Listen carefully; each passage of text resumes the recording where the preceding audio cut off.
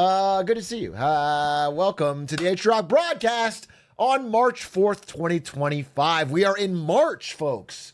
3 months into the new year. Time is flying. Dude, pop. Excuse me, why the hair of my streamer is bald? No, believe me, I'm bald. What I do is I steal people's hair like a little gremlin, and I tape it to the inside of my hat, and I put it down. So don't you worry about that. It's all part of my game, all part of my plan, all part of my stratagem. Chat, it's so good to see you. I am back. Sorry, yesterday I'll be honest with you. My wife told me she was just feeling a little down. And I said, this is the perfect time to stream TFT for 8 hours. But instead, after that, I decided I'd hang out with her. So I spent a lot of time with her. But I mean, I do have a lot to talk about. An insane number of things to talk about. Now, we might have to jump into this speech. But then afterwards, we'll talk about it. Can I watch this live? How do I watch this live? How do I watch this live? Good evening, I'm Maurice Dubois. I'm John Dickerson. President Trump is about to speak to Congress and an audience of millions watching at home. It is his first address to a joint session of the House and Senate since he began his second term in January, and a busy... Forget you. I got a better one.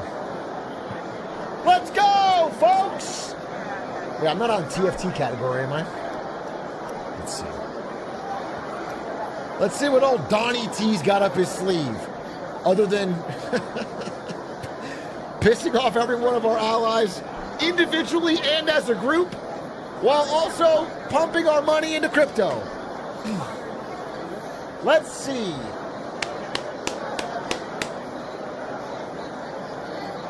Wow, busy day, busy day.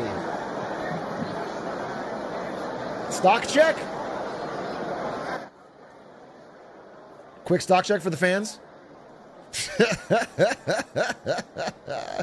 Oh! Duggan stands are back to positive! Dude, I checked this morning and it was 4 negatives and Mr. Big A. They're back, dude! Probably because of the late in the day announcement that they're going to cancel tariffs tomorrow. Dude, what is this fucking shit we're doing? Every 30 days we're going to do a tariff fake out? Uh-oh, tariffs for a day, it's gone. Tariffs for a day, it's gone. Anywho, not even up 1K. Not even up 1K. Bro, I'm up 9.6% when the S&P is down 2.5. I'm Warren fucking Buffett, dude. 9.6% in this environment is fucking insane.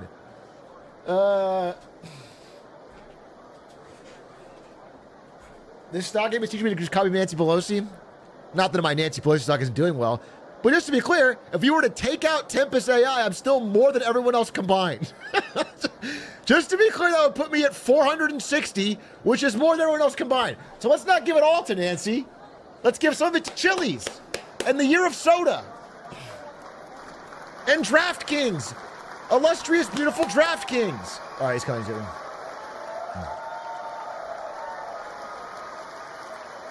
Wow, is that the creator of Melania Coin? My favorite investment.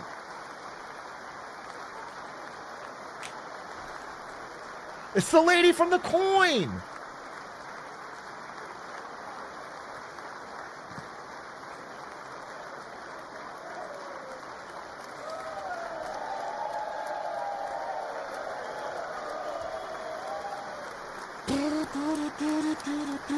No MAGA hat, Big A?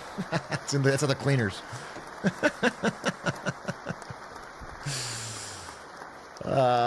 Talk about the coin, Melania. Some of us true faithful have been holding it for a while, and I'm worried it's not going to pump. It's not going to go to the moon. Mr. Speaker, the President's cabinet.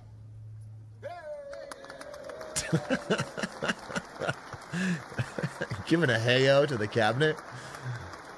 Hey-o!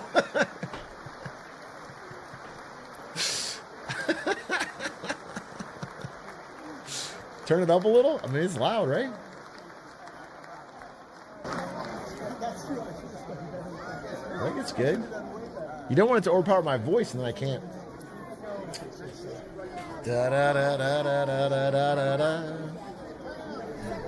Na, na, na, na, na. And she is so blue. I'm blue. I buddy. I buddy. I buddy. WWE intro song. I think it would be better if politicians had intro songs. I think it'd be so hype if they had to play some music and then come in with the lights low and Trump's would be YMCA. Yeah, get the crowd go crazy.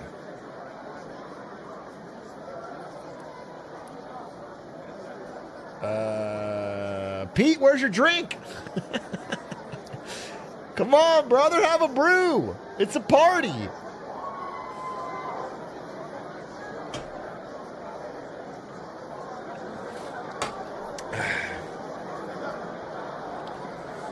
RFK dude looks so unbelievably healthy. I know, dude. I can tell you. I see RFK. I see the picture of health.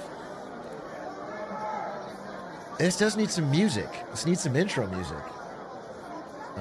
Wait, I can fix this right up.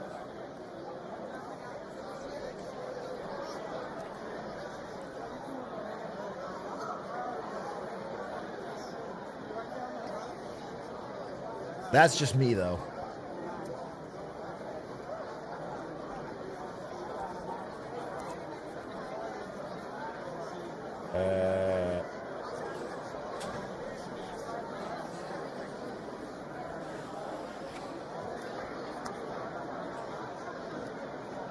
There's Vance. He's telling a joke. I think that's his wife. Girl next to her on the left looks bored as hell.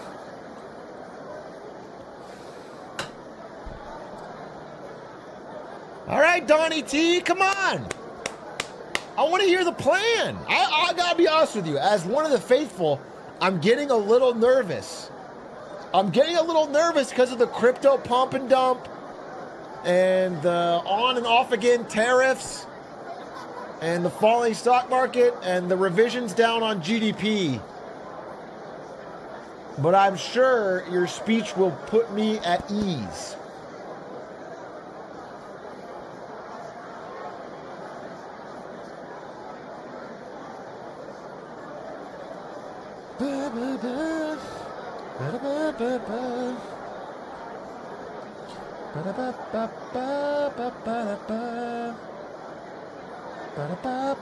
Trump coin 2.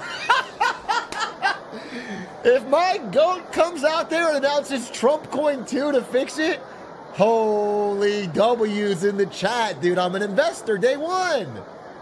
That is exactly what this country needs. Trump coin 2. Ludwig is the first investor.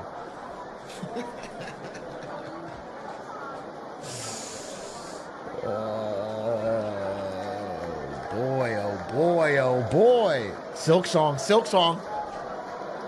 Trump comes out with Silk Song, it might change my mind. A quick Silk Song announcement for the fans, my liege. Folks, we've waited too long for Silk Song.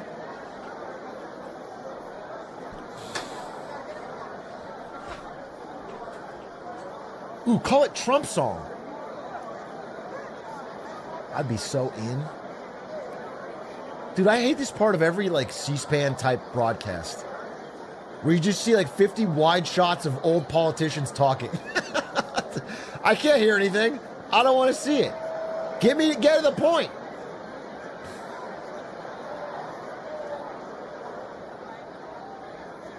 Bro, you fit right in with them.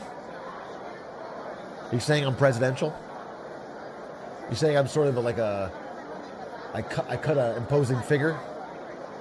Saying I could sort of lead a room?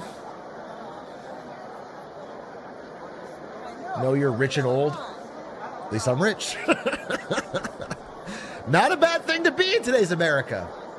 Not a bad thing to be in today's America, honestly.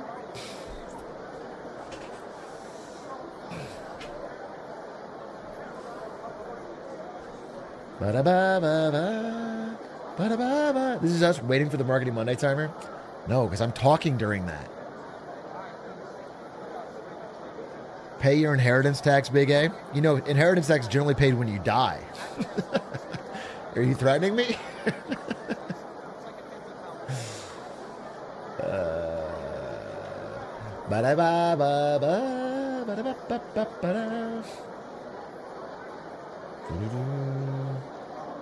I have often dreamed. You know, it'd be so dope if Trump gets up there and sings the I Can Go the Distance song from Hercules in perfect pitch. It just like gets real quiet, and then he just, I have often dreamed. Spotlight on him, and then everyone starts joining in for the I Can Go the Distance, and America unites and we get some shit done. That would be fucking awesome. They should put me in charge of this shit. That would actually save America. I'm saying, bro. I got a lot of plans. No one's giving me a chance.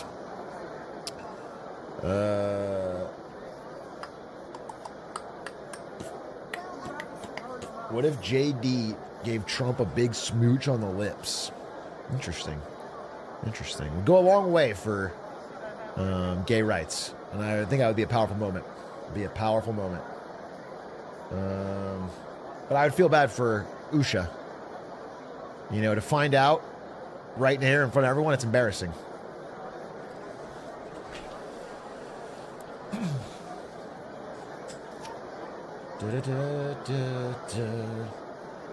I can go the distance. What if Biden comes in with a steel chair? Lights go out, cage descends from the roof into the building. You forgot about me, Jack. Holy shit, Biden from the top ropes with a steel chair. They have an actual... Dude, I just swear to God, this would be better. If we're going to go into idiocracy, let me fucking script it. It'd be way more fun. People will pay attention.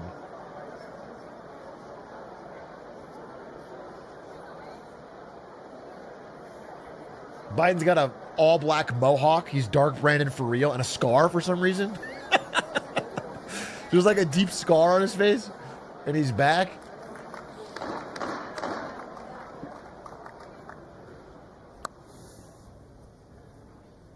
Mr. Speaker, the President of the United States.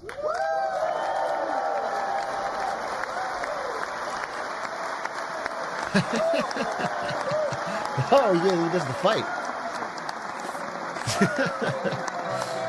Noticing a half and half split in the room here.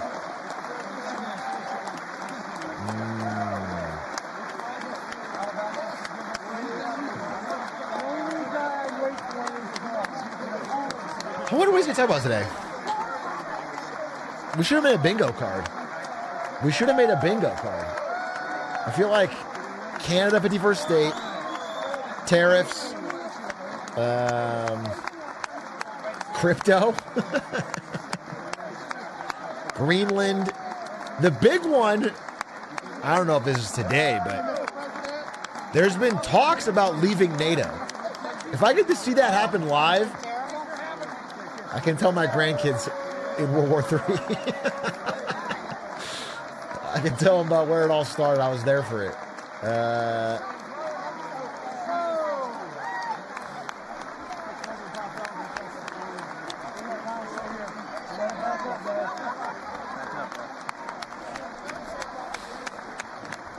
I need one of those. I need like a cool symbol. We need to do like an A. Like if I hold up an A, when I see you guys in person, you know, we all hold up an A. It's our gang sign. I trust that all of you are holding it up in front of your PCs right now.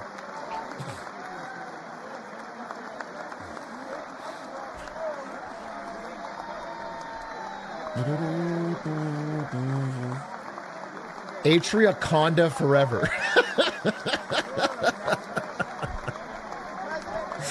Yeah, we'll say that. We'll hold up the A and we'll say that. All right, folks. Let's get to that speech.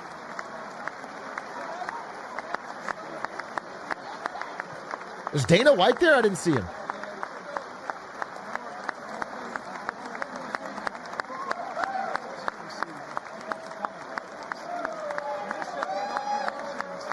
Where's Obama? Obama's not in any elected office right now, so he wouldn't be there until he comes in from the top ropes.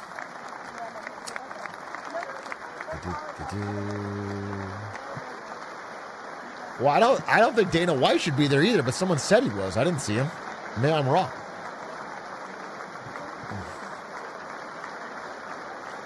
Elon shouldn't be there either. It's Congress. It should be Congress people, families, and Trump.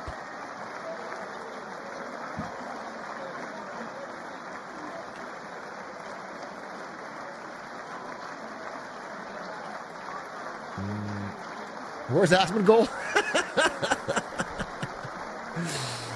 There's Asmongold, dude. He should be there. Luka Doncic should be there.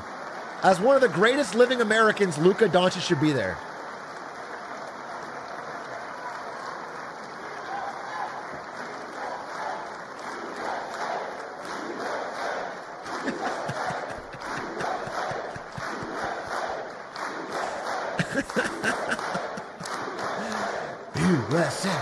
USA.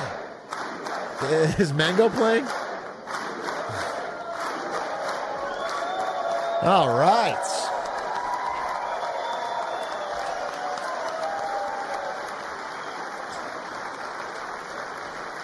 Mango just forced off the left hand. Okay, dude, what a fucking... What a long intro. All right. Speech time.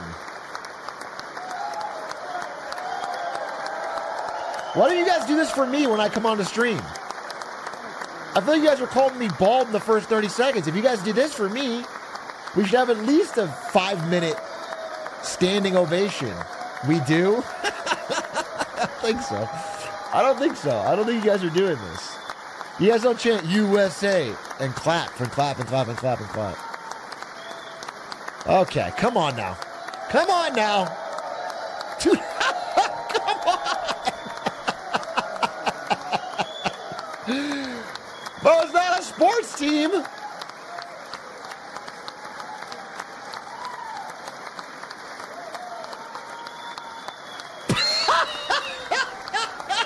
Dude, come on. Yo, we don't need do the wave. Do the fucking wave in Congress.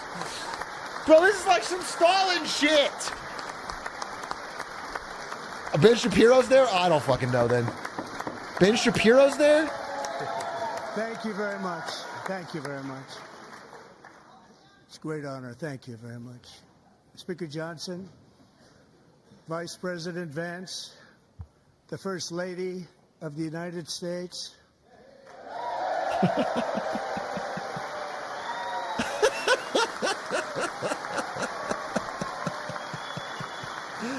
Well,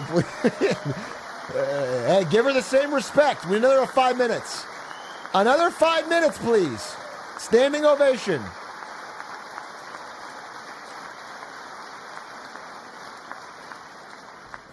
Members of the United States Congress, thank you very much. And to my fellow citizens, America is back.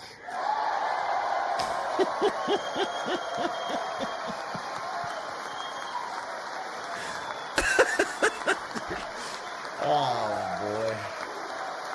Oh, dear. Oh, dearie me. Oh, dearie me.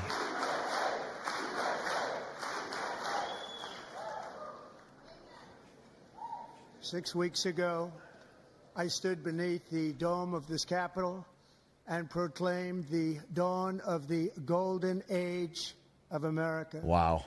From that moment on, it has been nothing but swift and unrelenting action to usher in the greatest and most successful era in the history of our country. We have accomplished more in 43 days than most administrations accomplished in 4 years, 8 years, and we are just getting started. Standing O!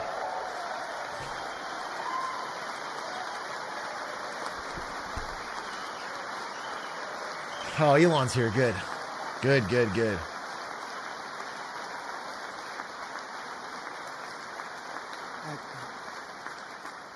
I return to this chamber tonight to report that America's momentum is back, our spirit is back, our pride is back, our confidence is back, and the American dream is surging bigger and better than ever before. I'm going to be honest with you. I have a tough time agreeing with that, Donnie T. The American dream is unstoppable, and our country is on the verge of a comeback, the likes of which the world has never witnessed. I think we're on the verge of a very bad recession. We'll never witness again. There's never been anything like it. And I certainly think we've had the better presidential times. election of November 5th was a mandate like has not been seen in many decades. We won all 7 swing states, giving us an electoral college victory of 312 votes. Standing O!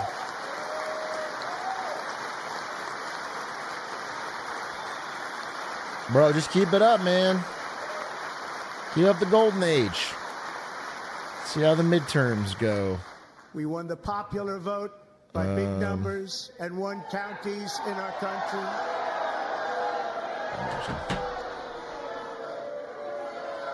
What's happening?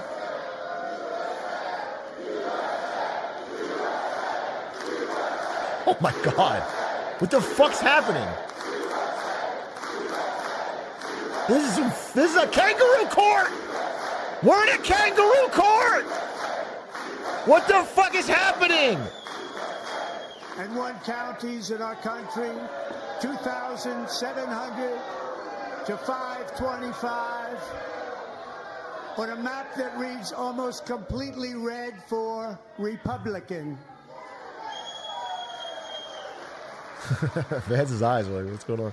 Now, for the first time in modern history, more Americans believe that our country is headed in the right direction than the wrong direction. In fact, it's an astonishing record, 27-point swing, the most ever. He keeps having to get up for the mandatory standing ovation.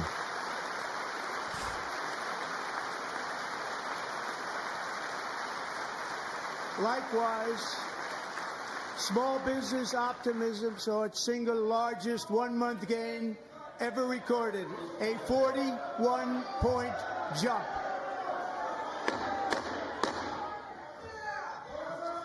Members are directed to uphold and maintain decorum in the House and to cease any further disruptions.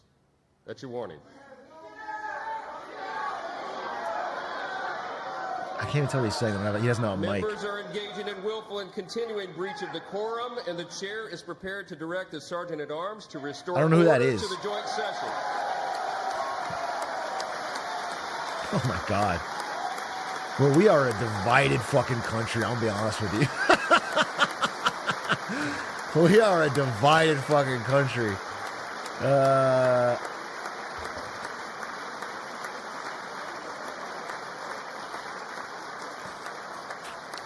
Mr. Green, take your seat.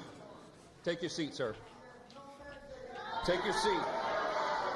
Who is this? Finding that members continue to engage in willful and concerted disruption of proper decorum, the chair now directs the Sergeant-at-Arms to restore order. Remove this gentleman from the chamber.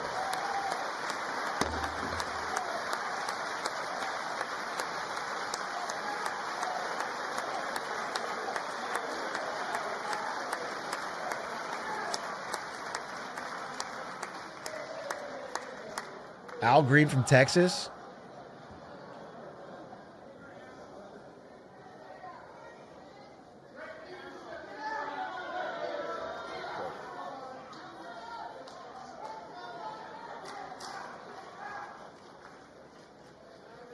Members are directed to uphold and maintain decorum in the House. Mr. President, you continue. Thank you.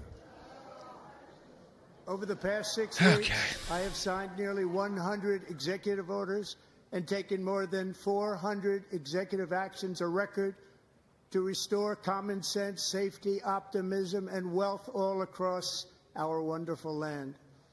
The people elected me to do the job, and I'm doing it. See, I disagree. I feel like they elected you for getting prices down and border control. That's the two things that people voted for. I do not think they have voted you for these things, dude, for leaving NATO and fucking crypto reserves and that the first month of our presidency, it's our presidency, is the most successful in the history of our nation. By many. You can't. Bro, even if you were doing good, which I don't think so, you can't say it's the most successful presidency what makes it at even more month impressive 2. Is that, do you know who number 2 is? George Washington. How about that? I don't know about that list, but we'll take it. Within hours of taking the oath of office, I declared a national emergency on our southern border, and I deployed the U.S. military and Border Patrol to repel the invasion of our country. And what a job they've done. Oh, he'd be so good on SNL, though. Border crossings He actually is funny. It's just not that funny when it's the president. Ever recorded, ever.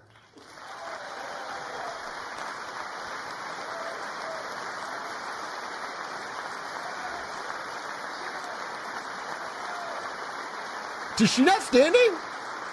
Is she over the standing O's? They heard my words and they chose not to come. Much easier that way. In comparison, under Joe Biden, the worst president in American history, there were hundreds Joe of Biden. thousands of illegal crossings a month, and virtually all of them, including murderers, drug dealers, gang members, and people from mental institutions and insane asylums, were released into our country. Who would want to do that? This is my 5th such speech to Congress. And once again, I look at the Democrats in front of me, and I realize there is absolutely nothing I can say to make them happy or to make them disagree. Or smile or applaud. Nothing I can do. They should smile more. I could find a cure to the most devastating disease, a disease that would wipe out entire nations, or announce the answers to the greatest economy in history, or the stoppage of crime to the lowest levels ever recorded. It's about COVID too. These people sitting right here will not clap, will not stand, and certainly will not cheer for these astronomical achievements. They won't do it, no matter what. Five times I've been up here. It's very sad, and it just shouldn't be this way.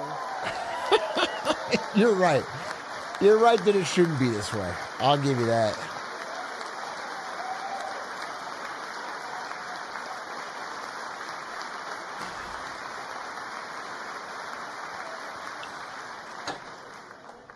So Democrats sitting before me, for just this one night, why not join us in celebrating so many incredible wins for America? Can I hear about them? For the good of our nation, let's work together and let's truly make America great again. Nancy Pelosi? She drinking?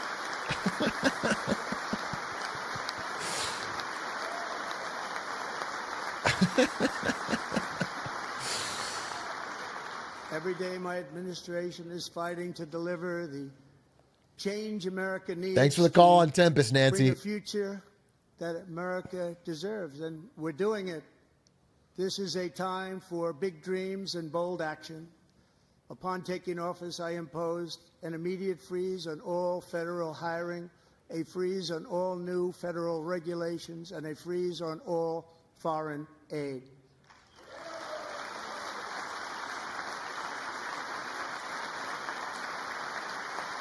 I really wish we didn't have to do standing O's. I terminated the ridiculous Green New Scam. I withdrew from the unfair Paris Climate Accord, which was costing us trillions of dollars that other countries were not paying. I withdrew from the corrupt World Health Organization. Trillions! And I also withdrew from the anti-American UN Human Rights Council. You have to add anti-American there because it sounds really bad. We ended all of Biden's environmental restrictions that were making our country far less safe and totally unaffordable. And importantly, we ended the last administration's insane electric vehicle mandate, saving our auto Show me Elon. and companies. Show me from Elon. economic Let me see Elon. Show me Elon. Elon cam, please. They can't find him. They're looking for him. To unshackle our economy, I have directed that for every one new regulation, 10 old regulations must be eliminated, just like I did in my very successful first day. Bro, that is the exact policy my coworker at Twitch who played Jigglypuff proposed in 2015. And that guy used to get interns to play him in Melee so he could beat them. Ending unnecessary rules and regulations like no other president had done before. We ordered all federal workers to return to the office. They will either show up for work in person or be removed from their job.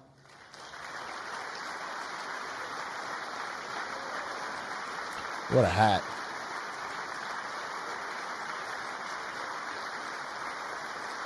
And we've ended weaponized government where, as an example, a sitting president is allowed to viciously prosecute his political opponent, like me.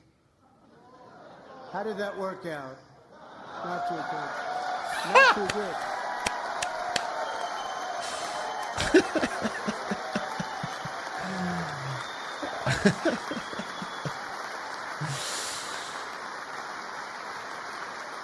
And I have stopped all government censorship and brought back free speech in America. It's back. It's back, baby! Let's fucking go!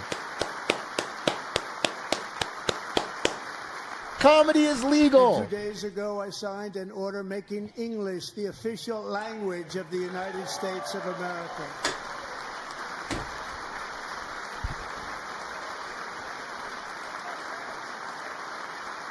I'm still ordering tacos in Spanish. I renamed the Gulf of Mexico. I just did it. It's the Protest Gulf Act. of America. Oh my God.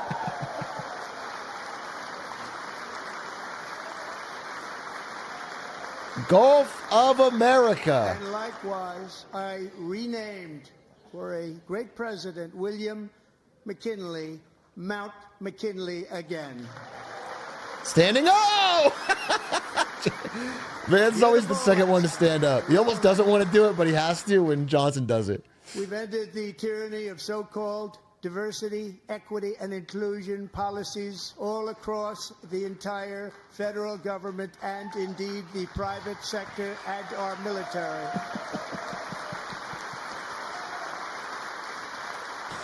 And our country will be woke no longer.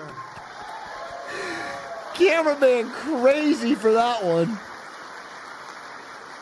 That's fucking crazy. That whether you are a doctor, an accountant, a lawyer, or an air traffic controller, don't bring up air traffic controllers. Based on skill and competence. Bro, not a good time to bring it up. There's a lot of plane crashes, bro. Very important. Not a good time to bring up firing air traffic controllers. You should be hired based on merit. And the Supreme Court, in a brave and very powerful decision, has allowed us to do so. Thank you. Thank you very much. Thank you. I'm trying to look serious. We have removed the poison of critical race theory from our public schools, and I signed an order making it the official policy of the United States government that there are only two genders, male and female. And they both want grocery prices down. Let's talk about that. Let's talk about that. I also signed an executive order to ban men from playing in women's sports. Dude, I just had an Uber driver that would not shut up about this. He was convinced this was the biggest fucking problem facing the earth. Bro, it was like 30 minutes in traffic back from the Staples Center. Peyton McNabb was an all-star high school athlete, one of the best, preparing for a future in college sports.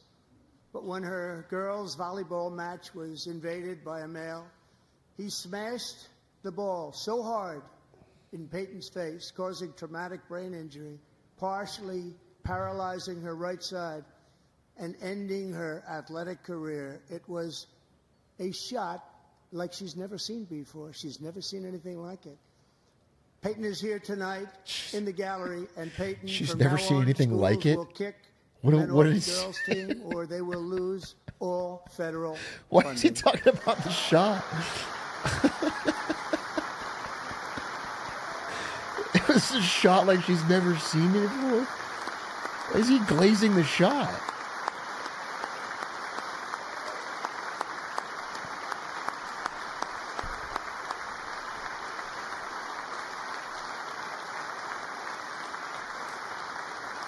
It was a hell of a shot.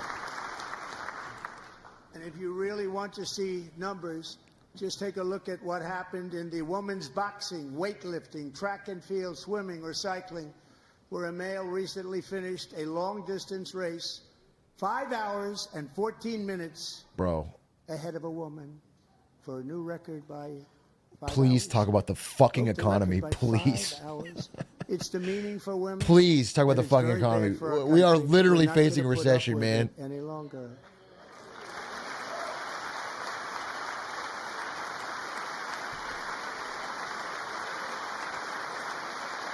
Take a swig, Nance. Take a swig. What I have just described is only a small fraction of the common sense revolution that is now, because of us, sweeping the entire world. Common sense has become a common theme, and we will never go back. Never. Never going to let that happen. Unless the voters say so, right? Among my very highest priorities is to rescue our economy and get dramatic and immediate relief to working families. As you know, we inherited from the last administration an economic catastrophe and an inflation nightmare. Their policies drove up energy prices, pushed up grocery costs, and drove the necessities of life out of reach for millions and millions of Americans. They've never had anything like it. We suffered the worst inflation in 48 years, but perhaps even in the history of our country. They're not sure. As president, I'm fighting every day to reverse this damage and make America affordable again. Okay. Is that it? Bro literally spent more time on critical race theory and... Joe Biden especially let the price of eggs get out of control. The egg price is out of control. And we're working hard to get it back down. Secretary, do a good job on that. You inherited a total mess from the previous administration. Do a good job. Come on. This is a little transparent, right? It's a little transparent. The focus of our fight to defeat inflation is rapidly reducing the cost of energy. The previous administration cut the number of new oil and gas leases by 95%, slowed pipeline construction to a halt, and closed more than 100 power plants. We are opening up many of those power plants right now.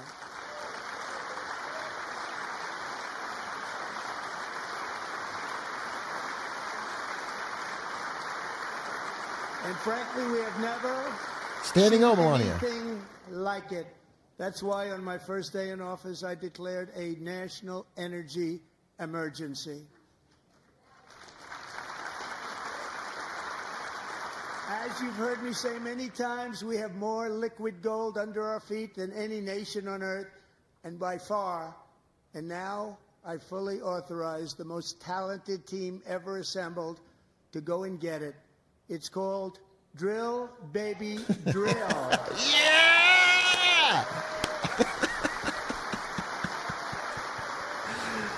Holy shit, we got the Avengers out there drilling! My administration is also working on a gigantic natural gas pipeline in Alaska, among the largest in the world, where Japan, South Korea, and other nations want to be our partner with investments of trillions of dollars each. There's never been anything like that one. It will be truly spectacular. It's all set to go. The permitting is gotten. And later this week, I will also take historic action to dramatically expand production of critical minerals and rare earths here in the USA. Cool. I got no problem with that.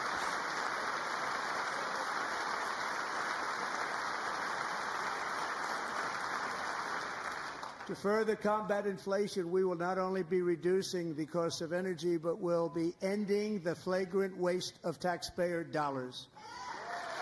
Let's see Elon. Come on, Mr. Musk.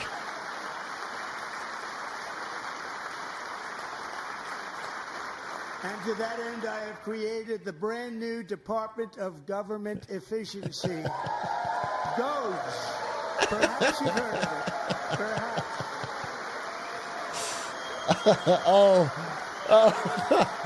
I'm something of a hero. Yes, I'm something. Oh, thank you. By Elon Musk, who is in the gallery tonight.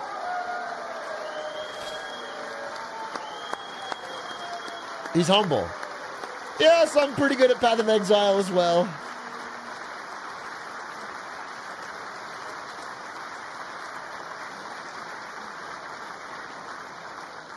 Thank you, Elon. He's working very hard. He didn't need this.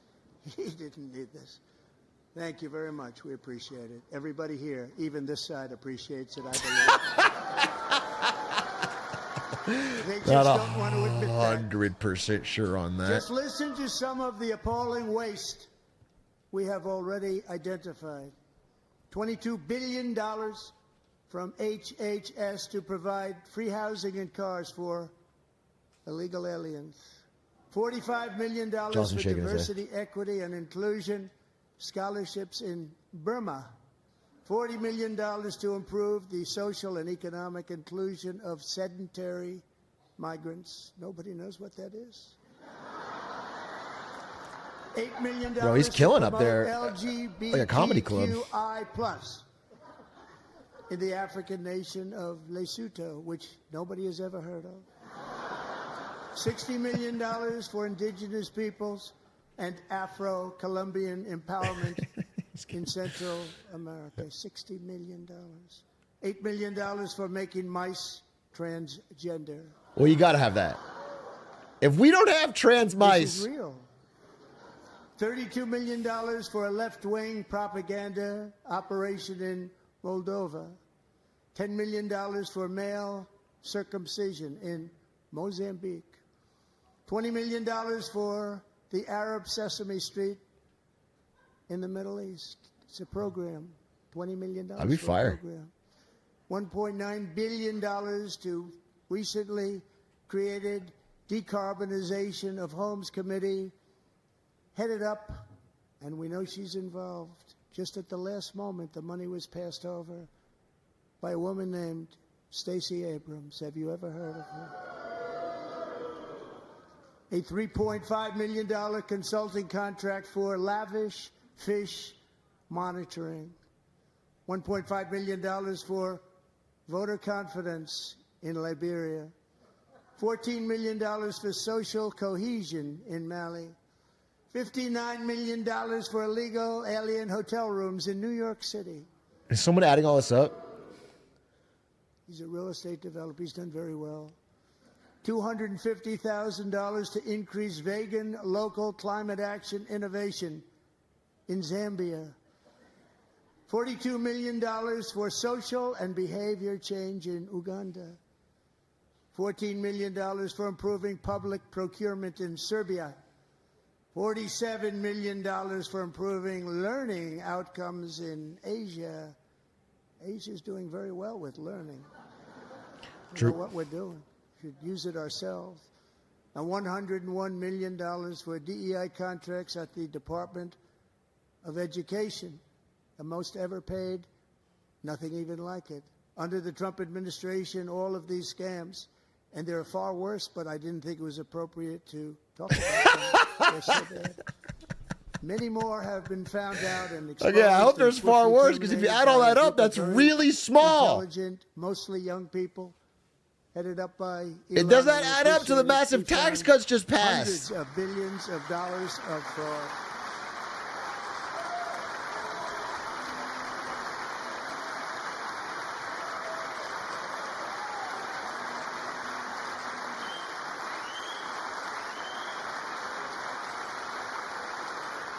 And we've taken back the money and reduced our debt to fight inflation and other things. Taken back a lot of that money. We got it just in time. This is just the beginning.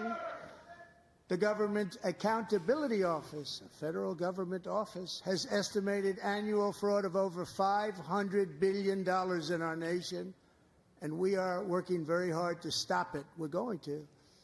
We're also identifying shocking levels of incompetence and probable fraud in the Social Security program for our seniors, and that our seniors and people that we love rely on. Believe it or not, government databases list 4.7 million Social Security members from people aged 100 to 109 years old. It lists 3.6 million people from ages 110 to 119. I don't know any of them. I know some people that are rather elderly, but not quite that elderly. 3.47 million people from ages 120 to 129. I'm not that old. He's not talking about me. 3.9 million people from ages 130 to 139. I do collect 6 different Social Securities, though, just for the money. 3.5 million people from ages 140 to 149. And money is being paid to many of them, and we're searching right now. In fact, Pam, good luck. Good luck. You're going to find it.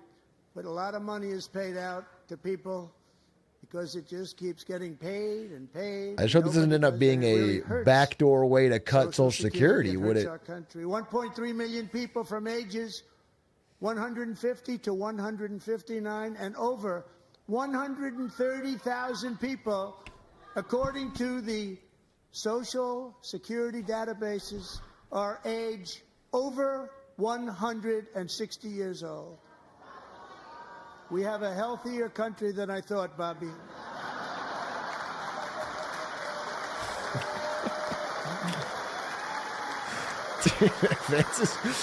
Vance's big, exaggerated laughing face cracks me up. Everybody needs a Vance in their corner, dude. You tell a joke and you got Vance laughing, it looks... 1,039 people between the ages of 220 and 229. One person between the age of 240 and 249. And one person is listed at 360 years of age. More than 100 years. More than 100 years older than our country. That's me. I'm real. Yes, I was right here before George Washington. We're going to find out where that money's going. And it's not going to I'm getting insulted by the president on national TV. Waste and theft we can find. We will defeat inflation, bring down mortgage rates, lower car payments and grocery prices, protect our seniors, and put more money in the pockets of American families. Sounds great. That sounds awesome. I'm a little skeptical.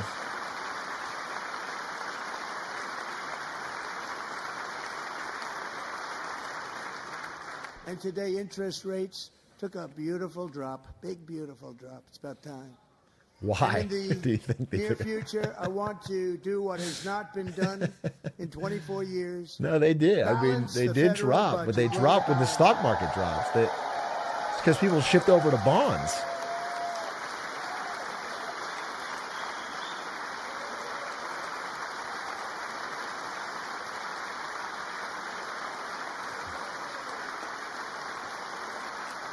Did he say balance the budget and I missed it? Bro, I promise you're not balancing the We budget. have developed in great detail what we are calling the gold card, which goes on sale very, very soon. For $5 million, we will allow the most successful job Fucking hate Howard people from Lutnick, all dude. over the world to buy a path to U.S. citizenship. It's like the green card, but better and more sophisticated. And these people will have to pay tax in our country. They won't have to pay tax from where they came.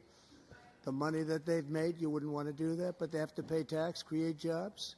They'll also be taking people out of colleges and paying for them so that we can keep them in our country instead of having them being forced out. Number one, at the top school, as an example, being forced out and not being allowed to stay and create tremendous numbers of jobs and great success for a company out there. So while we take out the criminals, killers, traffickers, and child predators who are allowed to enter our country under the open border policy of these people, the Democrats, the Biden administration, the open border insane policies that you've allowed to destroy our country, we will now bring in brilliant, hardworking, job-creating people. They're going to pay a lot of money, and we're going to reduce our debt with that money. How about that? How about that? I just saw the budget proposal, though.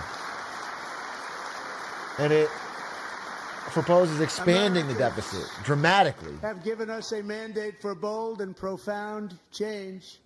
For nearly 100 years, the federal bureaucracy has grown until it has crushed Must be a our typo. freedoms, ballooned our deficits, and held back America's potential in every possible way.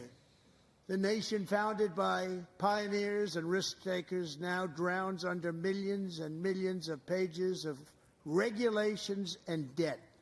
Approvals that should take 10 days to get instead take 10 years, 15 years, and even 20 years before you're rejected.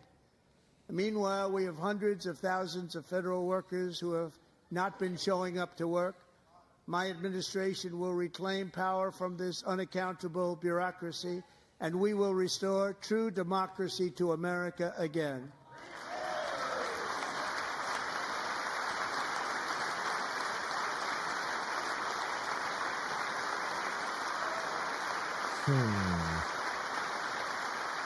George Washington smiling down. Federal bureaucrat who resists this change will be removed from office immediately. I want to see Abraham Lincoln like in the blue Star Wars floating Because ghost we are behind him, draining just the smiling swamp. and It's very simple. George. And the days of rule by unelected bureaucrats are over.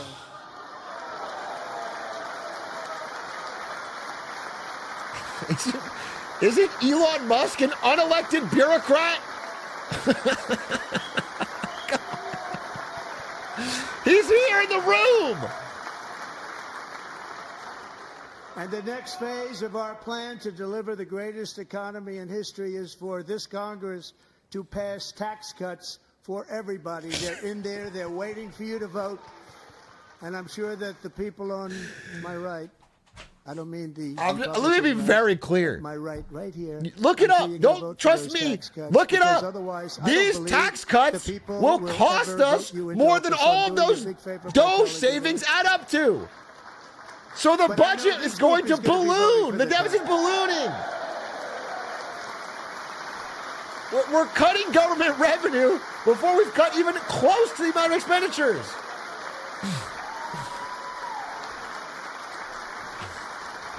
Thank you. The tax cuts apply to me.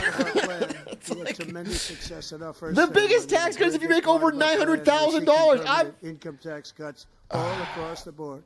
And to get urgently needed I earned relief it. to I did earn it. Americans hit especially hard by inflation, I'm calling for no tax on tips, no tax on overtime, and no tax No on tax Social on subs. Security benefits. No for our tax great on seniors. donos.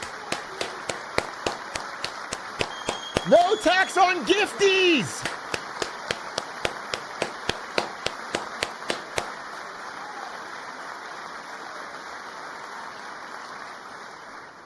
And I also want to make interest payments on car loans tax deductible, but only if the car is made in America. It's going to be the most complicated and stupid tax policy. Just a bunch of random, easily exploited loopholes. And by the way, we're going to have growth in the auto industry like nobody's ever seen. Plants are opening up all over the place. Deals are being made. Never seen. That's a combination of the election win and tariffs. It's a beautiful word, isn't it?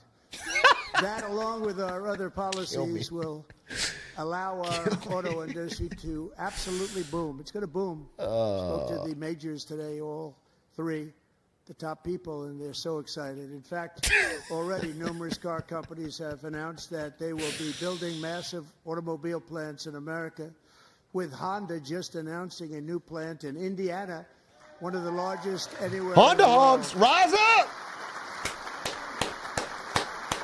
Honda, Honda, Honda. I'm oinking at the Honda trough right now. Fuck, I love Honda. This has taken place since. I'm not buying the American-made one, though. Victory on November 5th, a date which will I'll trust the factory. I'm going to buy the Japanese one. Most important in the history of our country.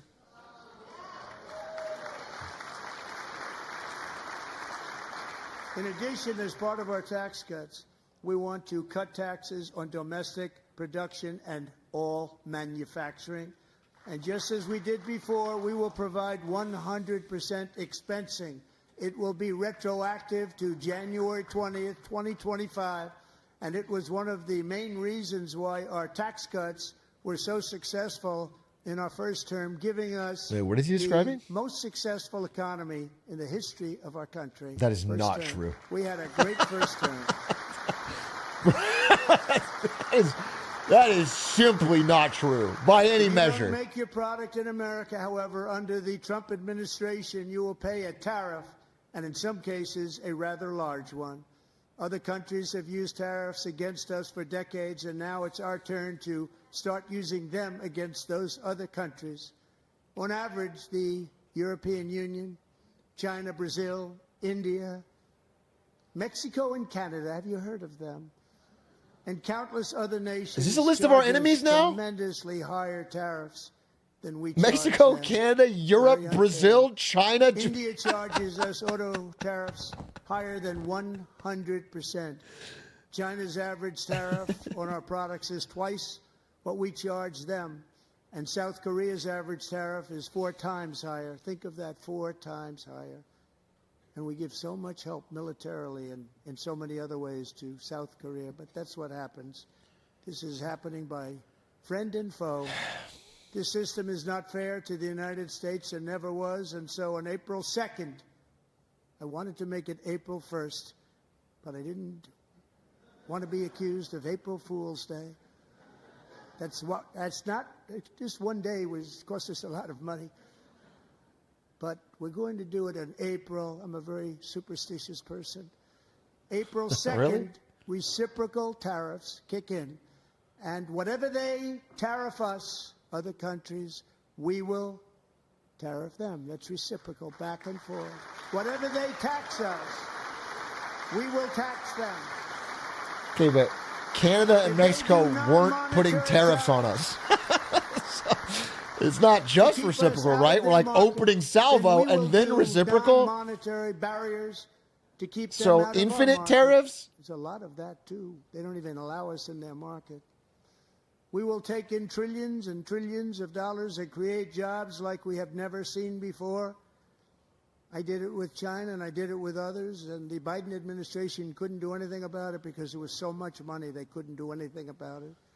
We have been ripped off for decades by nearly every country on earth, and we will not let that happen any longer. Well, it's such the opposite. It's so funny. Like, this system has been so good to us. The system is so good for America. Like, we say it all up. Over the last 3 months about Mexico and Canada. but we have very large deficits with both of them. But even more importantly, they've allowed fentanyl to come into our country at levels never seen before, killing hundreds of thousands of our citizens and many very young, beautiful people, destroying families. Nobody's ever seen anything like it. They are, in effect, receiving subsidies of hundreds of billions of dollars. We pay subsidies to Canada and to Mexico of hundreds of billions of dollars, and the United States will not be doing that any longer. We're not going to do it any longer.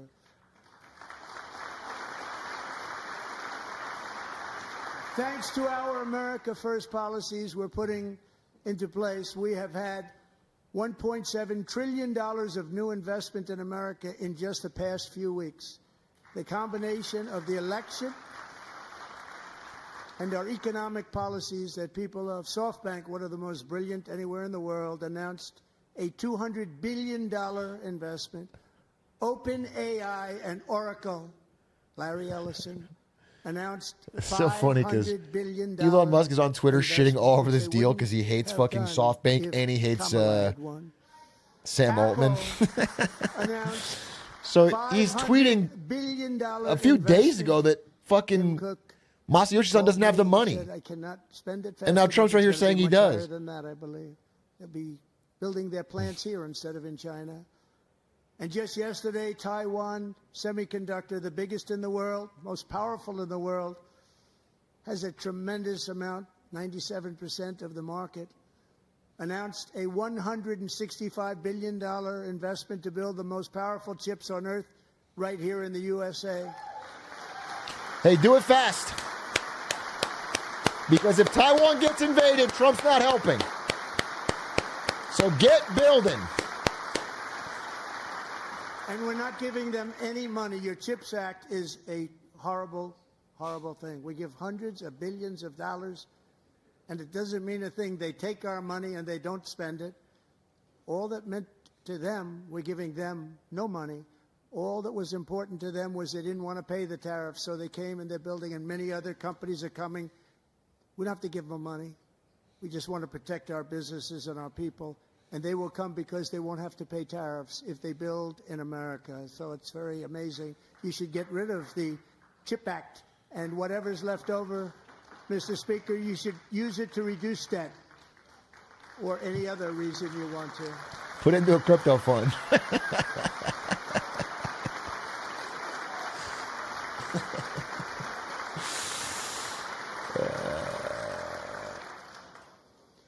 Our new trade policy will also be great for the American farmer. I love the farmer. Yeah! Who will now be selling into our home market, the USA, because nobody is going to be able to compete with you. Because there's goods that come in from other countries and companies. They're really in a bad position in so many different ways. They're uninspected.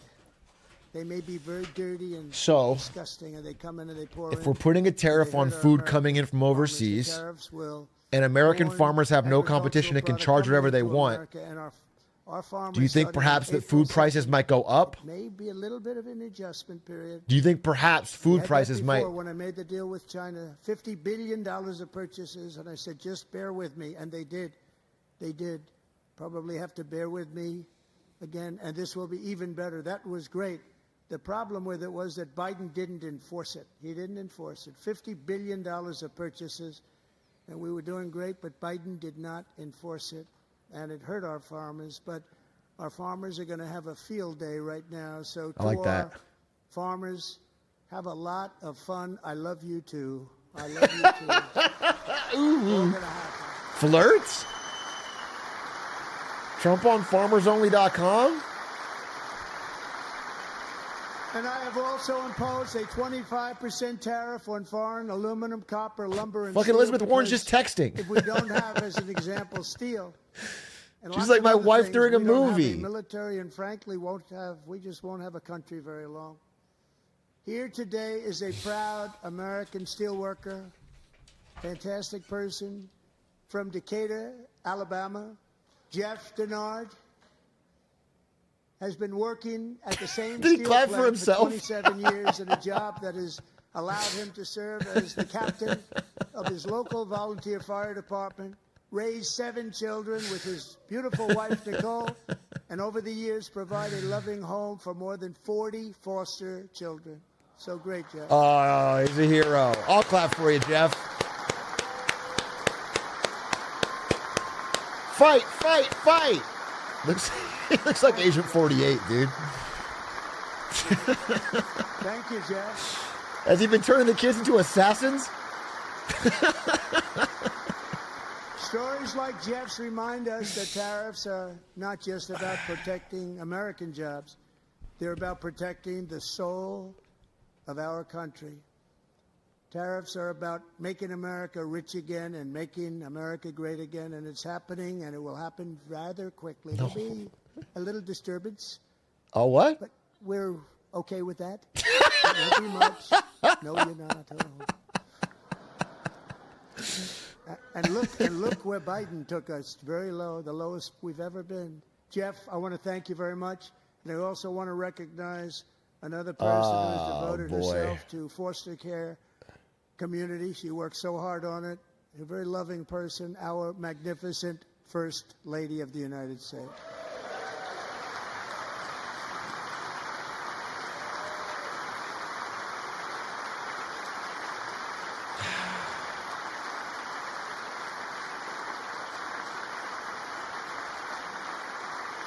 All right. I've been a little disappointed, but if you announce Trump coin 2, I'm all in. Incredible results helping prepare our nation's future leaders as they enter the workforce. Our First Lady is joined by 2 impressive young women, very impressive. Haley Ferguson, who benefited from the First Lady's Fostering the Future initiative and is poised to complete her education and become a teacher. And Elliston Berry, who became a victim of an illicit deepfake image produced by a peer. With Elliston's help, the Senate just passed the Take It Down Act, and this is so important. Thank you very much, John. John Thune, thank you. Wait, what does Melania have to do with that? Thank you, John.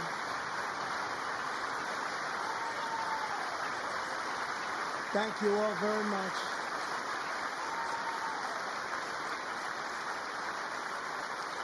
Is there a policy they're doing or what? And thank you to John Thune and the Senate. Great job. To criminalize the publication of such images online is terrible, terrible thing. And once it passes the House, I look forward to signing that bill into law. Thank you. And I'm going to use that bill for myself, too, if you don't mind. Because nobody gets treated worse than I do online. Nobody. That's great. Thank you very much to the Senate. Thank you. But if we truly care about protecting Americans' children, no step is more crucial than securing America's borders. Over the past 4 years, 21 million people poured into the United States. Many of them were murderers, human traffickers, gang members, and other criminals from the streets of dangerous cities all throughout the world. He's Joe ulting. Biden's insane and very dangerous open border policies. They are now strongly embedded in our country, but we are getting them out and getting them out fast.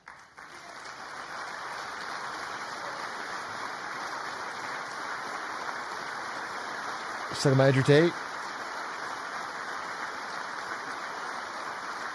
And I want to thank Tom Homan and Christy. I want to thank you and Paul of Border Patrol. I want to thank you. What a job they've all done. Everybody, Border Patrol, ICE, law enforcement in general is incredible. We have to take care of our law enforcement. Have to. Okay, standing O. Last year,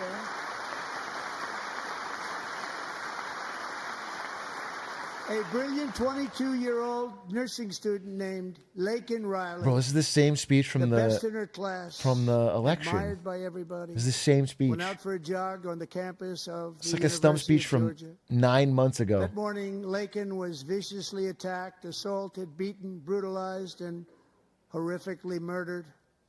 Laken was stolen from us by It's a like a savage rerun. illegal alien gang member who was arrested while trespassing across Biden's open southern border and then set loose into the United States under the heartless policies of that failed administration. I thought this was to promote the new album, not a greatest hits tour. He had then been arrested and released in I mean, it's 2 months in. You got the House, the Senate, Judiciary.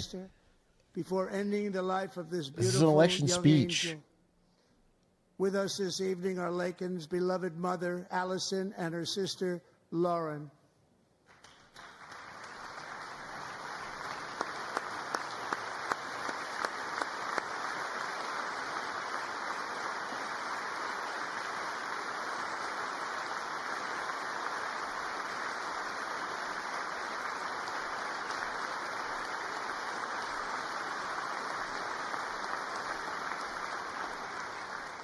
Last year, I told Laken's grieving parents that we would ensure their daughter would not have died in vain.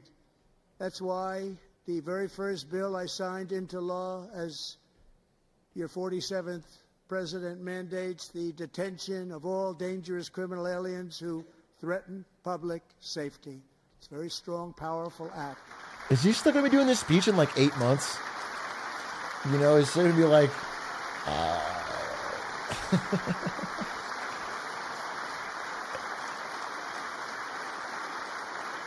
It's called the Laken-Riley Act. So Allison and Lauren, America will never, ever forget our beautiful Laken Hope Riley.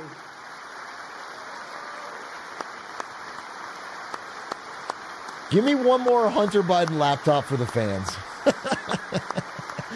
If we're doing greatest hits, give me one more Hunter Biden laptop. Give me one more Thank you very much. Obama born in Kenya. Since taking office, my administration has launched the most sweeping border and immigration crackdown in American history, and we quickly achieved the lowest numbers of illegal border crossers ever recorded. Thank you.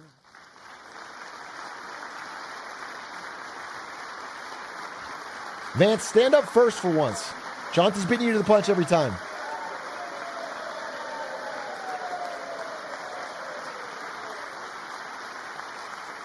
The media and our friends in the Democrat Party kept saying we needed new legislation. We must have legislation to secure the border.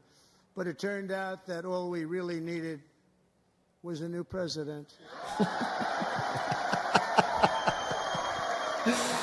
Dude, Vance's face kills me. It fucking kills me, dude.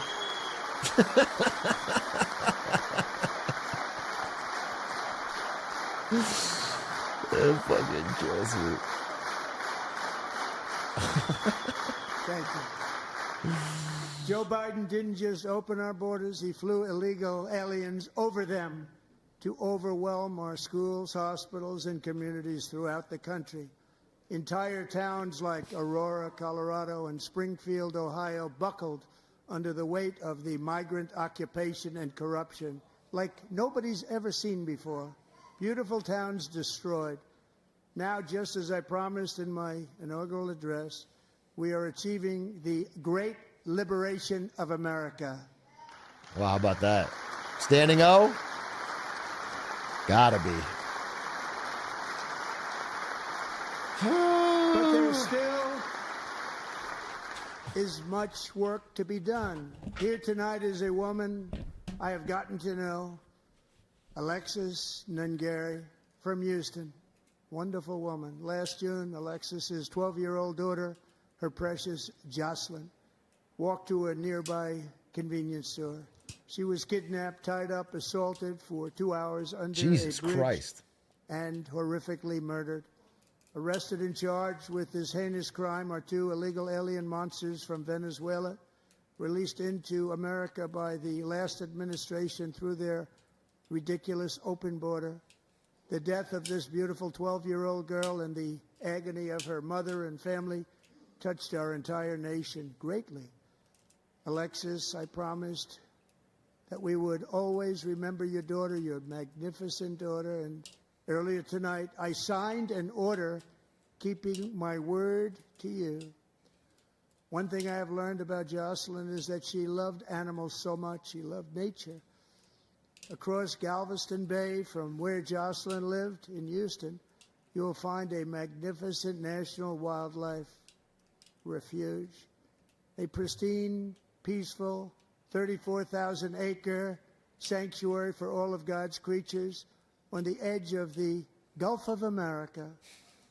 Alexis, moments ago, I formally renamed that refuge in loving memory of your beautiful daughter, Jocelyn. So, Mr. Vice President, if you would, may I have the order? He's signing it live. Oh, my God.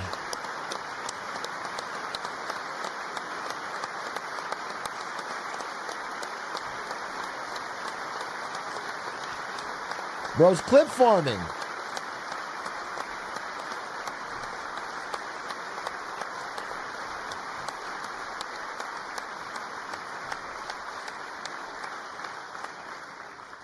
Thank you very much.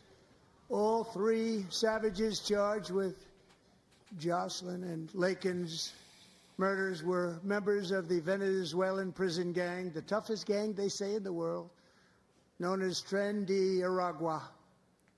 2 weeks ago, I officially designated this gang, along with MS-13 and the bloodthirsty Mexican drug cartels, as foreign terrorist organizations.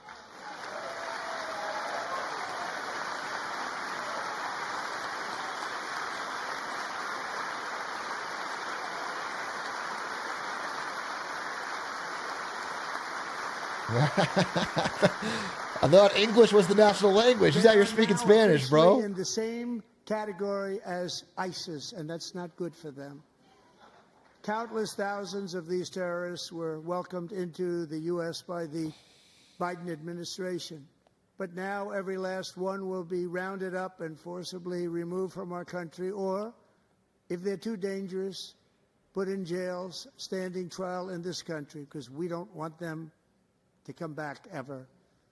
With us this evening is a warrior on the front lines of that battle, Border Patrol Agent Roberto Ortiz. Great guy.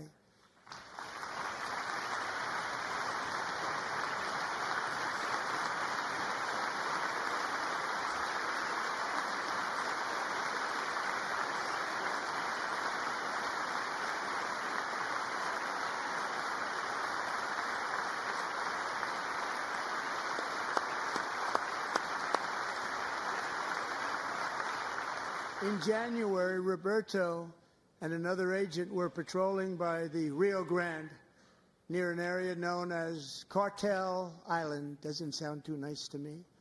When heavily armed gunmen started shooting at them, Roberto saw that his partner was totally exposed, at great danger, and he leapt into action, returning fire and providing crucial seconds for his fellow agent to seek safety, just barely. I have some of the prints of that event, and it was not good. Agent Ortiz, we salute you for your great courage and all right. For your line of fire that you took and for the bravery that you showed. We honor you, and we will always honor you. Thank you, Roberto, very much. All right.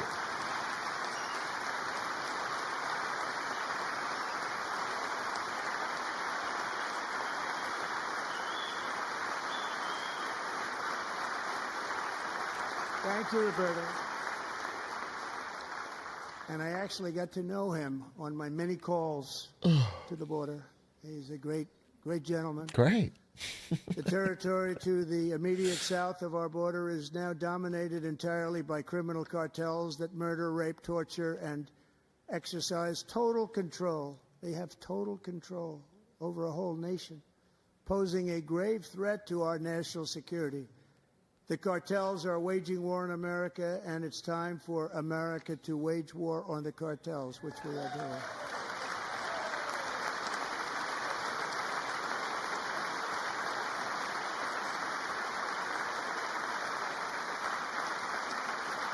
Five nights ago, Mexican authorities, because of our tariff policies being imposed on them, think of this, handed over to us 29 of the biggest cartel leaders in their country. That has never happened before. They want to make us happy. First time ever. But we need Mexico and Canada to do much more than they've done, and they have to stop the fentanyl and drugs pouring into the USA. They're going to stop it. I have sent Congress a detailed funding request laying out exactly how we will eliminate these threats to protect our homeland and complete the largest deportation operation in American history, larger even than current record holder President Dwight D. Eisenhower, a moderate man, but someone who believed very strongly in borders. Americans expect Congress to send me this funding without delay so I can sign it into law. So, Mr. Speaker, John Thune, both of you, I hope you're going to be able to do that, Mr. Speaker. Thank you. They should do Mr. Leader, thank you. kiss cams like a sporting event. Let's get it to me. I'll sign it so fast you won't even believe it. The camera should go on people, and they should have to.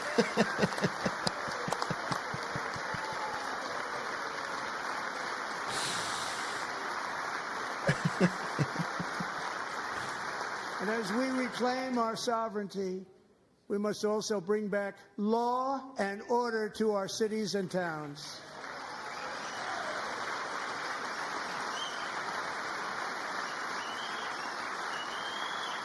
In recent years, our justice system has been turned upside down by radical left lunatics. Many jurisdictions virtually ceased enforcing the law against dangerous repeat offenders while weaponizing law enforcement against political opponents like me. My administration has acted swiftly and decisively to restore fair, equal, and impartial justice under the constitutional rule of law, starting at the FBI and the DOJ. Pam, good luck. Cash, wherever you may be, good luck. Good luck. Pam Bondi. GLHF. So important. Going to do a great job. Cash, thank you. Thank you, Cash.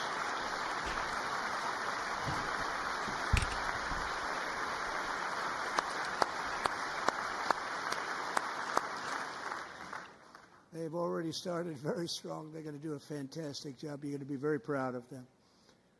We're also once again giving our police officers the support, protection, and respect they so dearly deserve. They have to get it. They have such a hard, dangerous job, but we're going to make it less dangerous.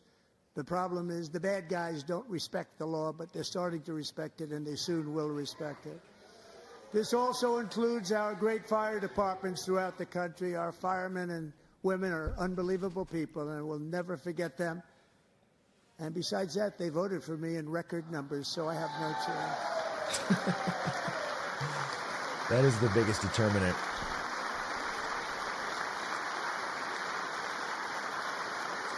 One year ago this month, 31-year-old New York police officer Jonathan Diller, call me crazy, wonderful person, and I think we should make crime illegal. Was gunned down at a traffic stop on Long Island. I went to his funeral. The vicious criminal charged with his murder had 21 prior arrests, and they were rough arrests too. He was a real bad one. The thug in the seat next to him had 14 prior arrests and went by the name of Killer. He was Killer. He killed other people, they say. Well, that's the guy you got to lock up. I attended Officer Easy to find him out. Diller's service, and when I met his wife and one-year-old son, Ryan, it was very inspirational, actually. His widow's name is Stephanie, and she is here tonight. Stephanie, thank you very much, Stephanie. Thank you very much.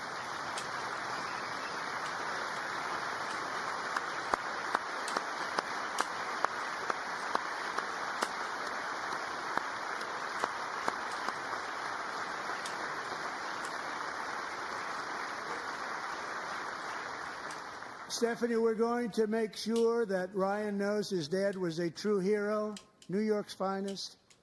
and we're going to get these cold-blooded killers and repeat offenders off our streets, so we're going to do it fast. Got to stop it.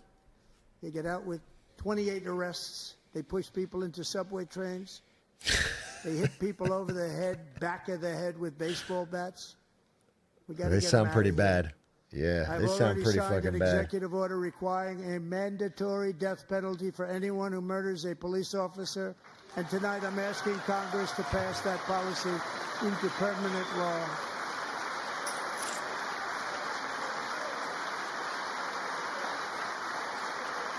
Mandatory death penalty. I'm also asking That's a good start. for a new crime bill getting tough on repeat offenders while enhancing protections for America's police officers so they can do their jobs without fear of their lives being totally destroyed. They don't want to be killed. We're not going to let them be killed.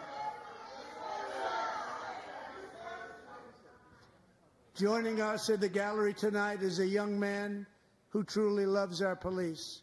His name is DJ Daniel. He is 13 years old, and he has always dreamed of becoming a police officer.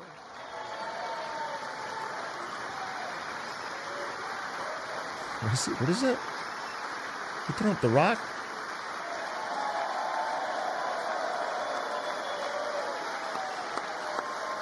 DJ Daniel. That kid looks...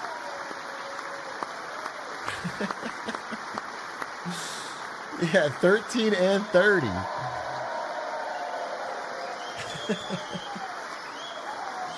In a fucking full police outfit.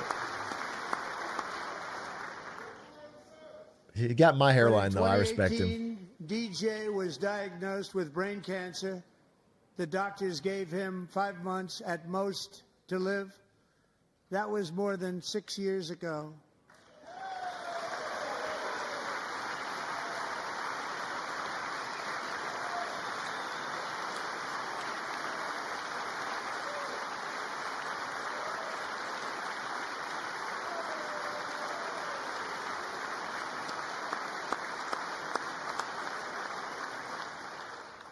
Since that time, DJ and his dad have been on a quest to make his dream come true, and DJ has been sworn in as an honorary law enforcement officer, actually a number of times. The police love him, the police departments love him. And tonight, DJ, we're going to do you the biggest honor of them all. I am asking our new Secret Service Director, Sean Curran, to officially make you an agent of the United States Secret Service.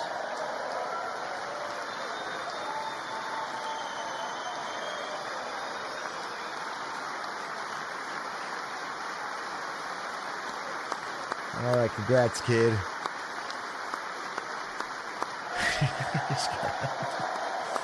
Secret Service badge.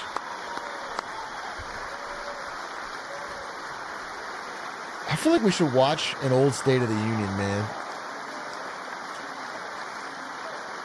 They didn't used to have this much clip farming.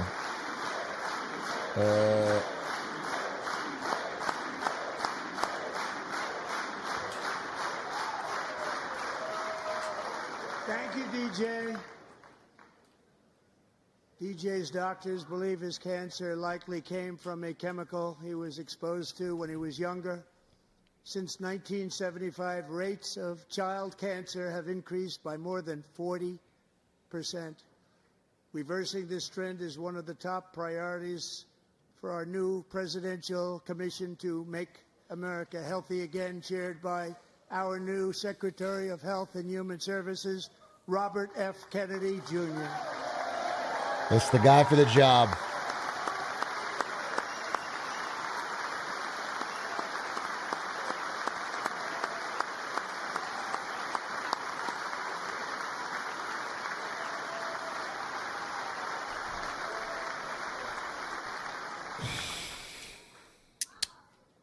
With the name Kennedy, you would have thought everybody over here would have been cheering.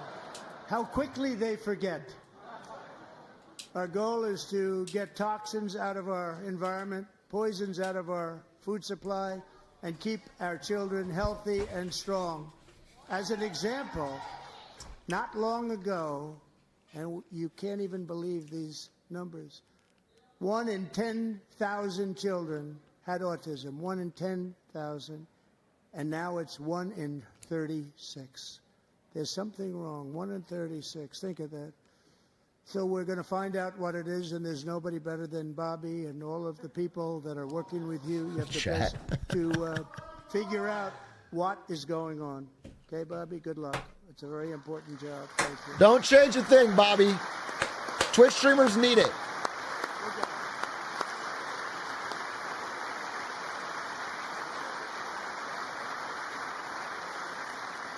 Thank you. My administration is also working to protect our children from toxic ideologies in our schools. A few years ago, January, Littlejohn and her husband discovered that their daughter's school had secretly socially transitioned their 13-year-old little girl. Teachers and administrators conspired to deceive January and her husband while encouraging her daughter to use a new name and pronouns. They, them pronoun, actually, all without telling January, who is here tonight and is now a courageous advocate. I don't know any of these stories. I cannot tell what is being exaggerated or made up or changed. Thank you very much. This is not the news I read.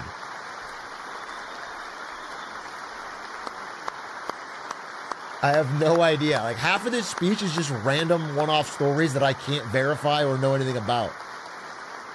But all I read about is the economy. I wish you'd talk about that. Why, shortly after taking office, I signed an executive order banning public schools from indoctrinating our children with trans. This is all like, yeah, it's all culture war stuff. This is all just bullshit, random culture war stories.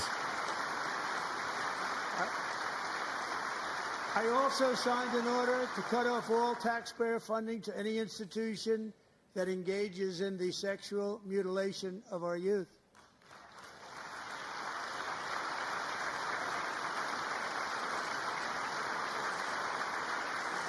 And now I want Congress to pass a bill permanently banning and criminalizing sex changes on children and forever ending the lie that any child is trapped in the wrong body. This is a big lie.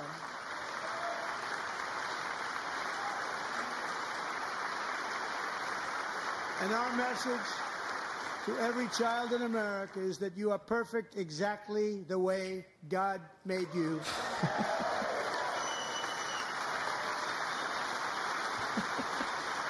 Jesus Christ.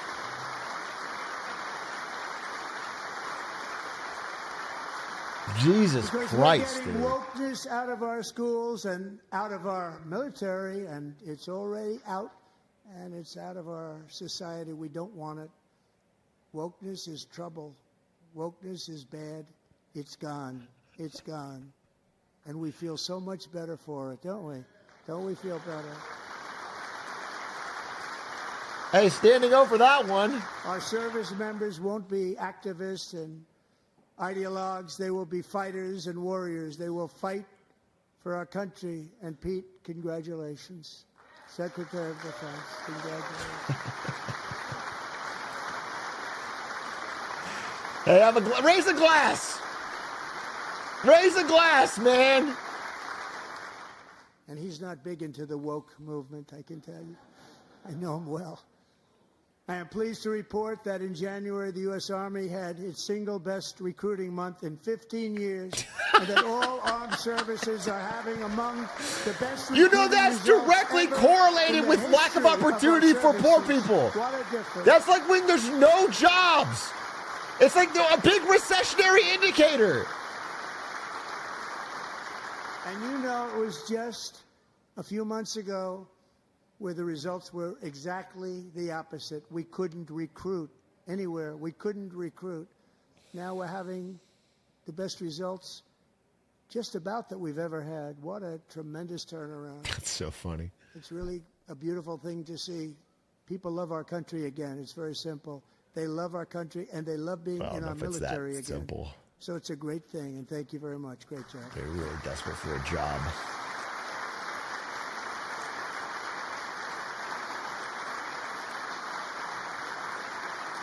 We're joined tonight by a young man, Jason Hartley, who knows the weight of that. Bernie not having it, bro. Jason's father, grandfather, and great-grandfather all wore the uniform. Jason tragically lost his dad, who was also a Los Angeles more County stories. Sheriff's deputy when he was just a boy, and now he wants to carry on the family legacy of service. Jason is a senior in high school, a 6-letter varsity athlete, a really good athlete, they say, a brilliant student with a 4.46, that's good, GPA. And his greatest dream is to attend the U.S. Military Academy at West Point.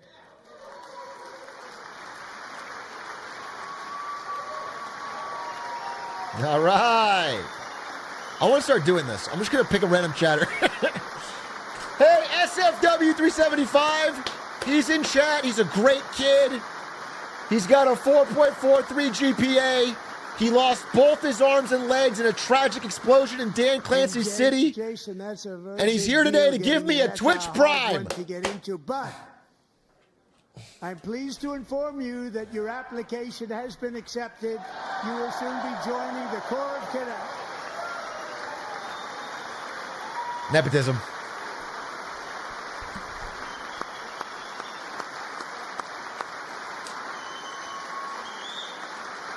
That's connections to the top.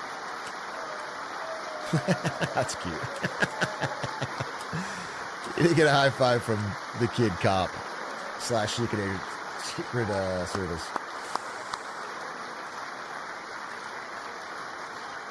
Yeah, it feels like an Oprah episode. Jason, you're going to be on the long gray line, Jason.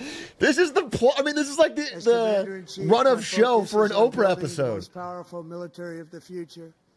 As a first step, I'm asking Congress to fund a state-of-the-art Golden Dome missile defense shield to protect our homeland, all made in the USA.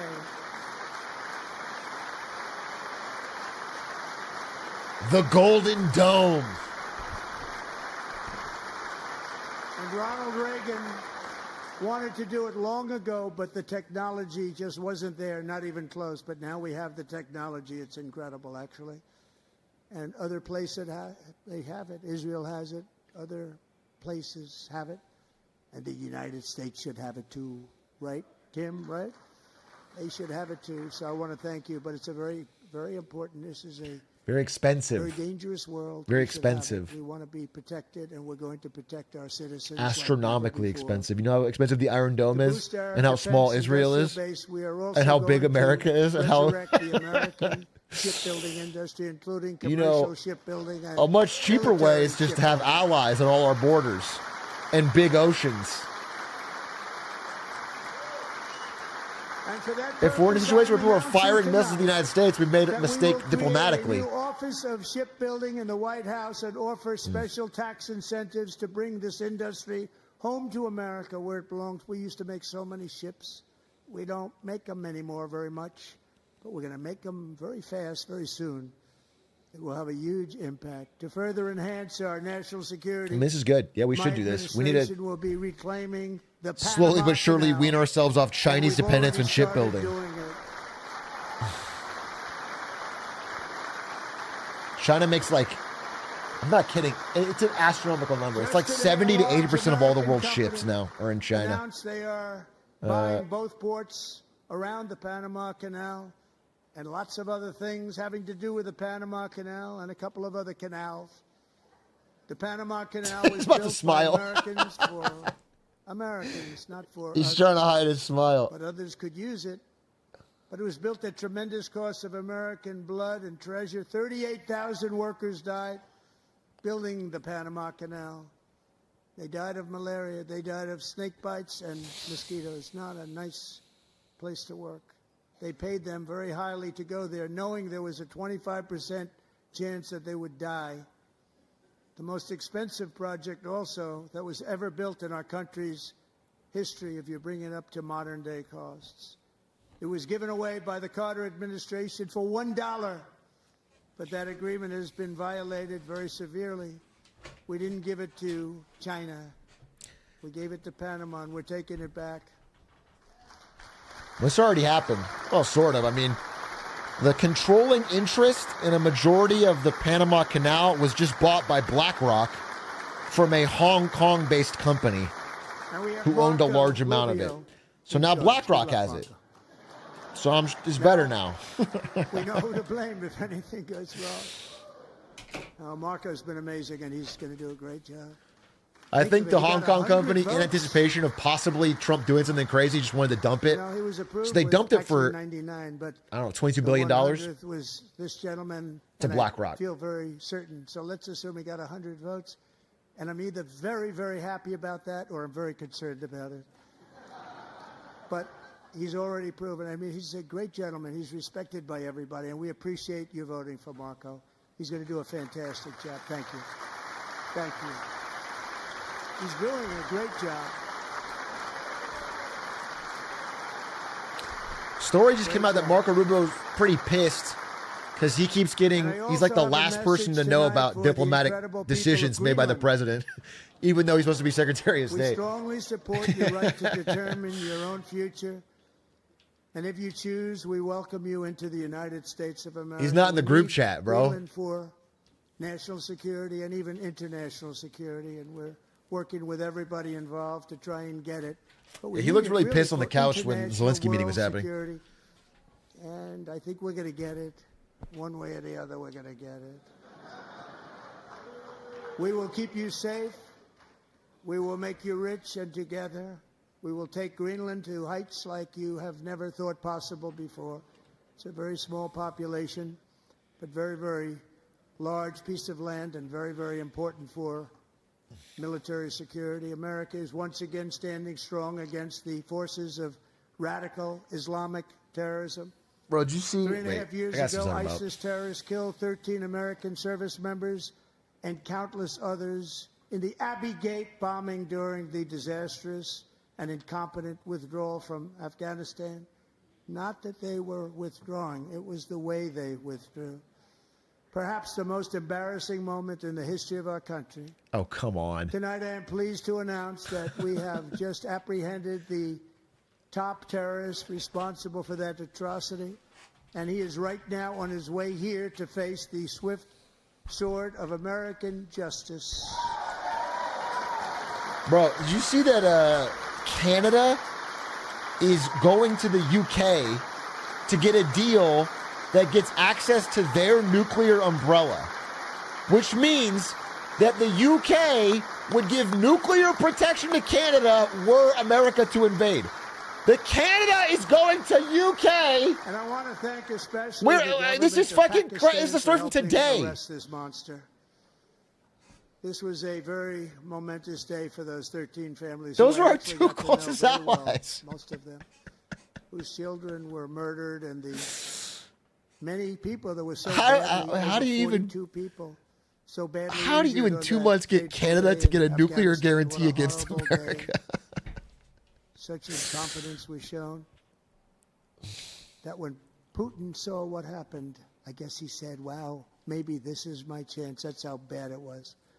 Should have never happened. Grossly incompetent people. I spoke to many of the parents and loved ones, and they're all in our hearts tonight. Just spoke to them on the phone. We had a big call. Every one of them called, and everybody was on the line, and they did nothing but cry with happiness. They were very happy, as happy as you can be under those circumstances. Their child, brother, sister, son, daughter was killed for no reason whatsoever. And they were calling you crying with happiness? We're bringing back our hostages from Gaza. In my first term, we achieved one of the most groundbreaking peace agreements in generations, the Abraham Accords.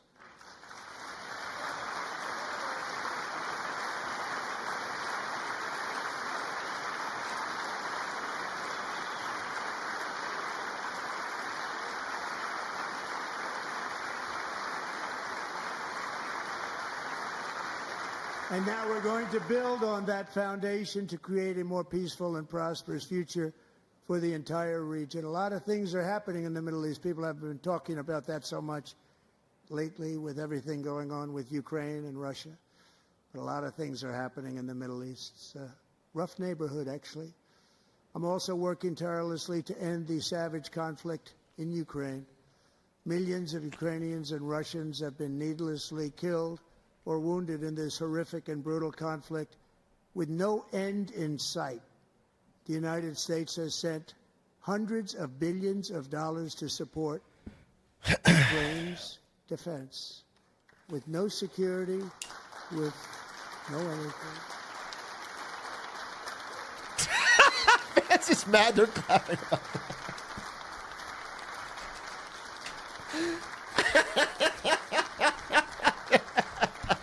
Do you want to keep it going for another 5 years? Yeah, you would say Pocahontas says yes. Dude, Vance's laugh.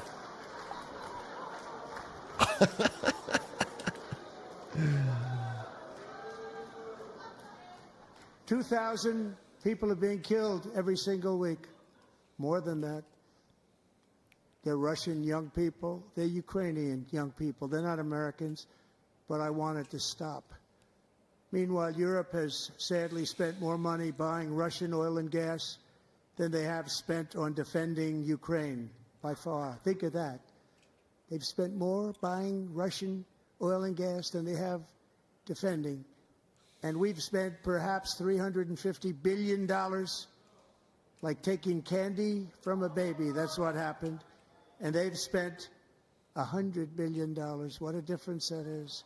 And we have an ocean separating us, and they don't. But we're getting along very well with them, and lots of good things are happening. Biden has authorized more money in this fight than Europe has spent. We're not getting along very well with billions them. and billions of dollars. It's hard to believe that they wouldn't have stopped it and said at some point, come on, let's equalize. You got to be equal to us. But that didn't happen. Earlier today, I received an important letter from President Zelensky of Ukraine. The letter reads, Ukraine is ready to come to the negotiating table as soon as possible to bring lasting peace closer. Nobody wants peace more than the Ukrainians, he said. My team and I stand ready to work under President Trump's strong leadership to get a peace that lasts. We do really value how much America has done to help Ukraine maintain its sovereignty and independence. Regarding the agreement on minerals and security, Ukraine is ready to sign it at any time that is convenient for you. I appreciate that he sent this letter, just got it a little while ago. Simultaneously, we've had serious discussions with Russia and have received strong signals that they are ready for peace. Wouldn't that be beautiful? Wouldn't that be beautiful? Yeah, 100%. Just some guarantee of lasting peace would be, I just don't want you to ignore the very, very obvious, Wouldn't that be beautiful? Gambit of a small détente that Putin then invades It's again. time to stop this madness. It's time to halt the killing. It's time to end this senseless war. If you want to end wars, you have to talk to both sides. Nearly 4 years ago, amid rising tensions, a history teacher named Mark Fogel was detained in Russia and sentenced to 14 years in a penal colony. Rough stuff. The previous administration barely lifted a finger to help him. They knew he was innocent, but they had no idea where to begin. But last summer, I promised his 95-year-old mother, Malphine, that we would bring her boy safely back home. After 22 days in office, I did just that, and they are here tonight.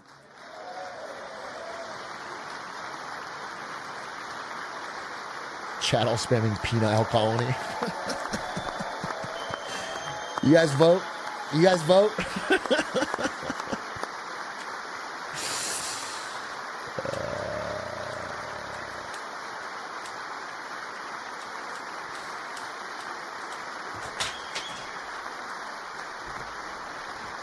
That's great. Goody's back.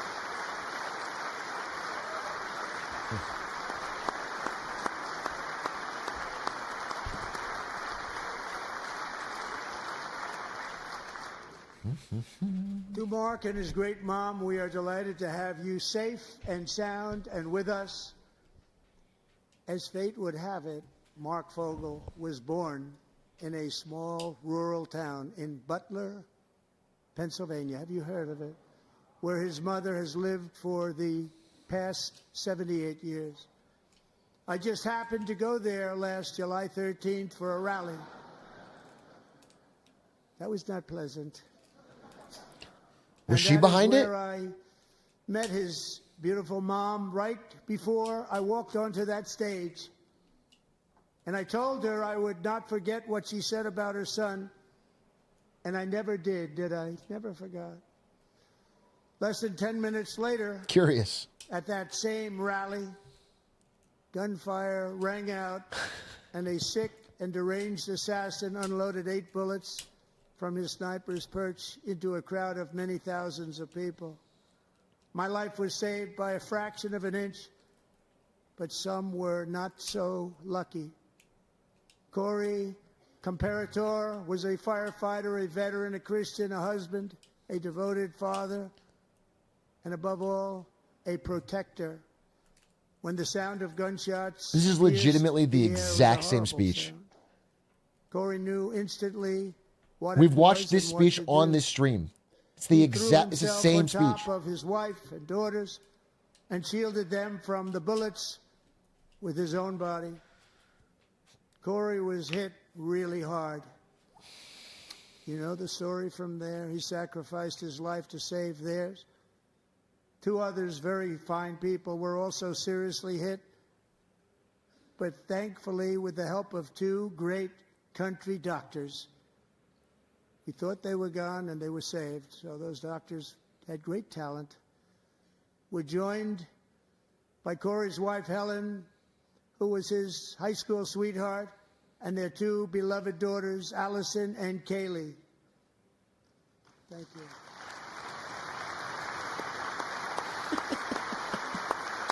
She doesn't look happy.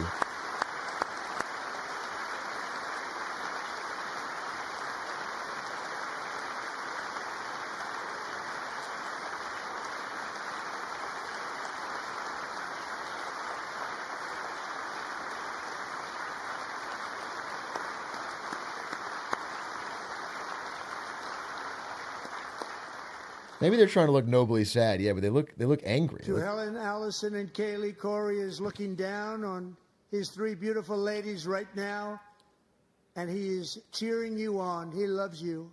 He is cheering you on. Corey was taken from us much too soon, but his destiny was to leave us all with a shining example of the selfless devotion of a true American patriot. It was love like Corey's that built our country, and it's love like Corey's that is going to make our country more majestic than ever before. I believe that my life was saved that day in Butler for a very good reason. I was saved by God to make America great again. Wow. I believe that. Wow. Did a sitting president just say he was saved by God to save the country? He's God's chosen warrior?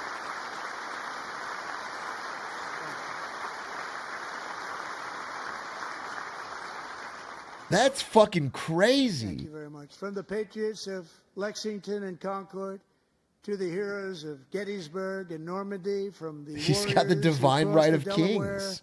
To the trailblazers who climbed the Rockies, and from the legends who soared at Kitty Hawk to the astronauts who touched the moon. I've been saying we need a God Emperor. Have always been the people who defied all odds, transcended all dangers, made the most extraordinary sacrifices, and did whatever it took to defend our children, our country, and our freedom. And as we have seen in this chamber tonight, that same strength, faith, love, and spirit is still alive and thriving in the hearts of the American people. Despite the best efforts of those who would try to censor us, silence us, break us, destroy us, Americans are today a proud, free, sovereign, and independent nation that will always be free, and we will fight for it till death, we will never let anything happen to our beloved country. Because we are a country of doers, dreamers, fighters, and survivors.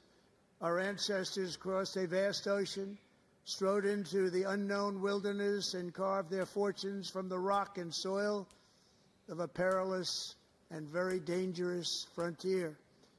They chased our destiny across a boundless continent.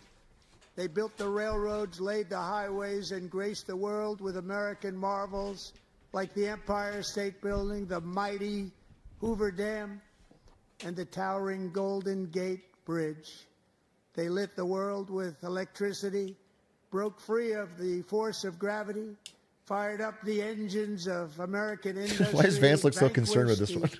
Communists, fascists, and Marxists all over the world, and gave us countless modern wonders sculptured out of iron, glass, and steel. Why does Vance look so concerned? We stand on the shoulders of these pioneers who won and built the modern age. These workers who poured their sweat into the skylines of our cities.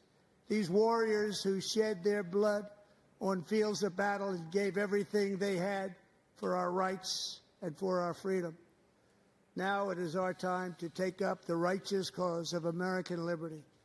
And it is our turn to take America's destiny into our own hands and begin the most thrilling days in the history of our country. This will be our greatest era. With God's help, over the next 4 years, we are going to lead this nation even higher. And we are going to forge the freest, most advanced, most dynamic, and most dominant civilization ever to exist on the face of this earth.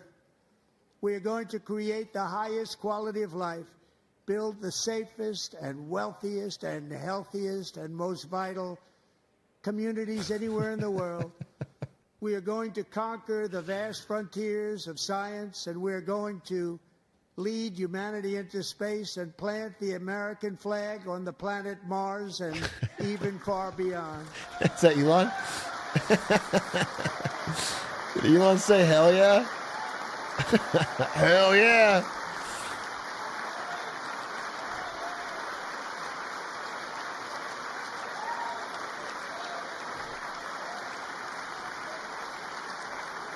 And through it all, we are going to rediscover the unstoppable power of the American spirit. And we are going to renew unlimited promise of the American dream. Every single day, we will stand up and we will fight, fight, fight for the country our citizens believe in. He said the line! The country our people deserve. Holy shit, I'm back on board.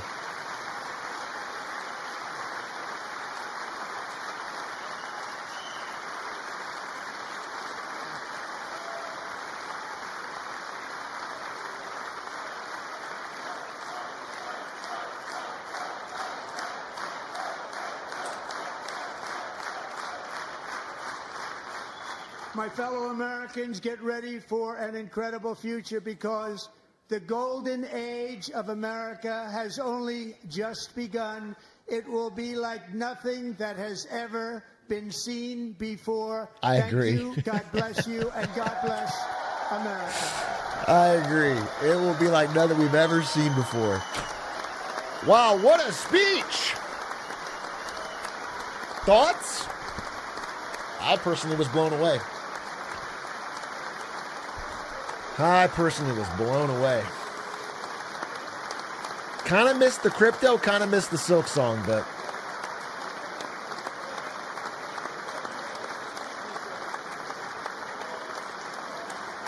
Encore!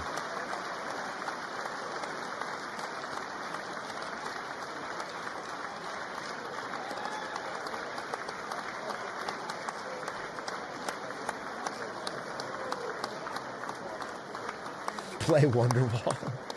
All right, now start singing. I have often dreamed.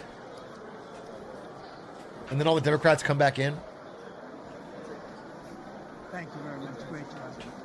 Great honor. Thank you very much. Thank you. Get this place going, all right? Thank you. It's a great honor. Thank you.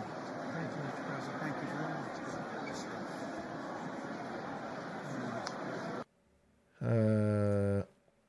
Someone in chat said, I've never rooted for this country's downfall. So I disagree with you. I'm not on your page at all, bro. I'm not rooting for my country's downfall at all. I'm always hopeful, but these speeches don't make me hopeful, man.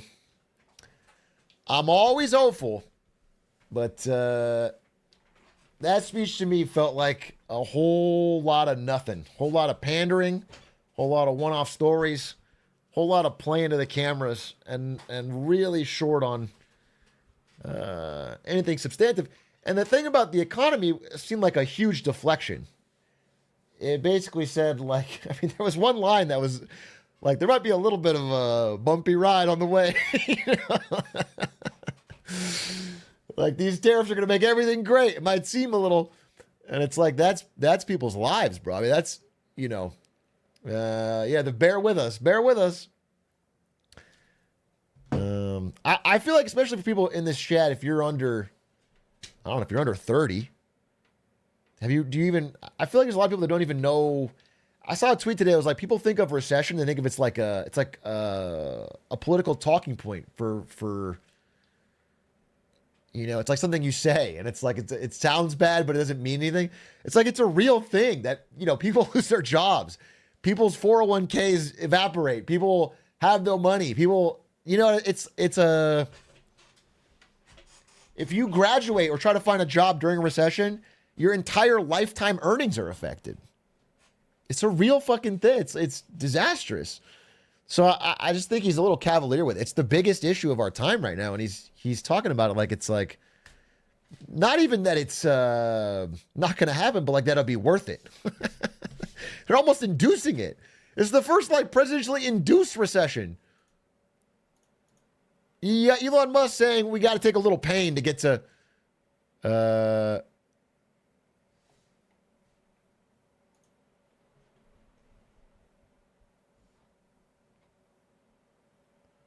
And then the deficit stuff, man, I don't know how else to tell you this, but that's all bullshit. That the tax cuts alone have just ballooned our deficit. Ballooned it. Please feel free. You can find any source you'd like, bro. And by the way, the deficit was horrendous under Joe Biden. It's one of the things I was most critical about. Horrendous. And he's increasing it. All the talk about Doge, the deficit's going up.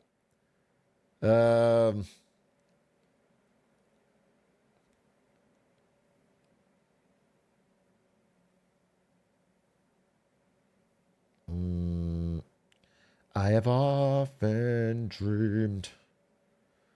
Luka 15 in first quarter. Hey, you know what? There's one thing America can be happy and proud about, though. That's the Los Angeles Lakers. Second in the West, baby. Second in the West. Luka, LeBron, AR, Rui. My God. Braun hit 50,000 points today. Are we talking about the big things? Bernie's live? Oh, let's watch it. Bernard Sanders has a rebuttal? Dude, he was just there. That's crazy. The most successful and popular, believe it, is through the concept of the big lie, and boy, did we hear that tonight. I want to hear it. You say something that is grossly false, say it over and over again, and have right-wing social media blast it out endless times until people actually believe it. And then, rather than address the real issues facing the American people, the struggles that the American people are facing, we find ourselves wasting endless amounts of time discussing Trump's absurdities. Yeah. Let me just give you a very few examples. Trump claimed that the 2020 election was stolen from him and that he won by a landslide. Remember that? A lie. Trump claimed that the January 6th insurrection was a day of love. A lie. Trump has claimed that millions of undocumented people voted and do vote in American elections. A lie. Trump has claimed that climate change is a hoax originating in China. A lie. Trump has claimed that Ukraine started the horrific war with Russia. A lie. And tonight, just tonight, Trump claimed that millions of dead people between the ages of 100 and 360, I guess, were collecting Social Security checks. And that is an outrageous lie intended to lay the groundwork for cuts to Social Security. Yeah, that's what I said during. That's what it sounded like. Dismantling the most successful and popular. It sounded like setting up for program cutting in history. Social Security. So let's be clear about that. Well over 99% of Social Security checks are going out to people who earned those checks. 70 million Americans. Nobody who was 150 years old or 200 years old or 300 years old is receiving Social Security checks. And on the lies go. Now, the purpose of all of this lying is not just to push his hateful right-wing ideology. It is not just to try to divide us up. It is more than that. It is a masterful effort, and you saw that tonight, to deflect attention away from the most important issues facing the people of our country. Issues that Trump and his billionaire friends do not want to address because it is not in their financial interests to do so. Bro, it's too bad he sold. Trump gave his State of the Union speech tonight. But if you listen closely, that speech had very little to say about the State of the Union, about what is really going on in our country, especially for working families. Trump spoke for over 90 minutes, although I must confess it seemed a lot longer than that, and he almost completely ignored the issues that are keeping working people up at night. Yeah, tell them. As they worry about how their families are going to survive in these very tough times. And I will tell you exactly why Trump had very little to say about the real crises facing the working class of this country. Think back 6 weeks ago when Trump was inaugurated for his second term as president, just 6 weeks ago. Standing right behind him were the three wealthiest men in this country, Mr. Musk, Mr. Bezos, and Mr. Zuckerberg. And standing behind them were 13 other billionaires who Trump had nominated to head major government agencies. Many of these same billionaires, including Musk, were in the Capitol tonight listening to that speech. In other words, it is there for all to see. The Trump administration is not hiding it. The Trump administration is a government of the billionaire class, by the billionaire class, and for the billionaire class. FUBU. Notwithstanding some of their rhetoric, this is a government that could care less about ordinary Americans and the working families of our country. My friends, we are no longer moving toward oligarchy. We are living in an oligarchic society. Now let's take a moment and try to escape from Trump's parallel universe, the universe that you heard tonight. And let's do something really, really radical. Let's actually take a hard look at the problems that Americans are facing. Today, 60% of Americans are living paycheck to paycheck. Unlike Trump, I grew up in a family that lived paycheck to paycheck, and I know something about that reality. It means that every day, millions of Americans worry about how they're going to pay their rent, pay for childcare, pay for a doctor's visit when they get sick. He's spitting. They worry about what happens when their car breaks down and they can't afford the $1,000 it costs to get it fixed. And what happens when they can't get to work because they don't have a car. They worry about how they can afford to buy healthy food for their kids when the price of food is off the charts. Funny? I'm sorry, when is he going to stop in the middle of the speech and pull somebody onto stage? When is he going to bring up some random unrelated person in the crowd and tell all their life story and use it as a political prop? This is like, he's just talking about these fucking issues. What? This is so boring. Can you pause in the middle and we can do a standing ovation? I heard Trump speaking for 90 minutes tonight. I didn't hear one word from him about the economic reality facing 60% of our people, or the enormous stress that they are living under. 90-minute speech, not one word about the economic reality facing American workers. But that's not all. Today in America, everyone knows that our healthcare system is broken. It is dysfunctional, and it is outrageously expensive. We remain the only wealthy nation on earth not to guarantee health care for all. Mr. President, you really want to make America great again? Then make sure that every American, regardless of income, can go to a doctor or a hospital and not worry about how they're going to pay the bills. President Trump, health care is a human right. I didn't hear one word from you. Not one word. Over 90-minute speech, not one word from you about the health care crisis that is impacting many, many millions of our people. Amen, brother. Nor did I hear you say why we pay by far the highest prices in the world for prescription drugs, sometimes 10 times more than the people in other countries, and why 1 out of 4 Americans are unable to afford the prescriptions their doctors prescribe. Not one word about the outrageously high cost of prescription drugs. Mr. President. So wait, if healthcare is government subsidized in Canada and Trump wants to invade Canada and make it the 51st state, can we all go to Canada to get free healthcare as the 51st state? Because there's no longer a border. So we would have a nationwide Canada healthcare plan. Does that... We have nearly 800,000 Americans who are homeless. Over 20 million of our people spend more than half of their limited income on housing. We have a major housing crisis in America.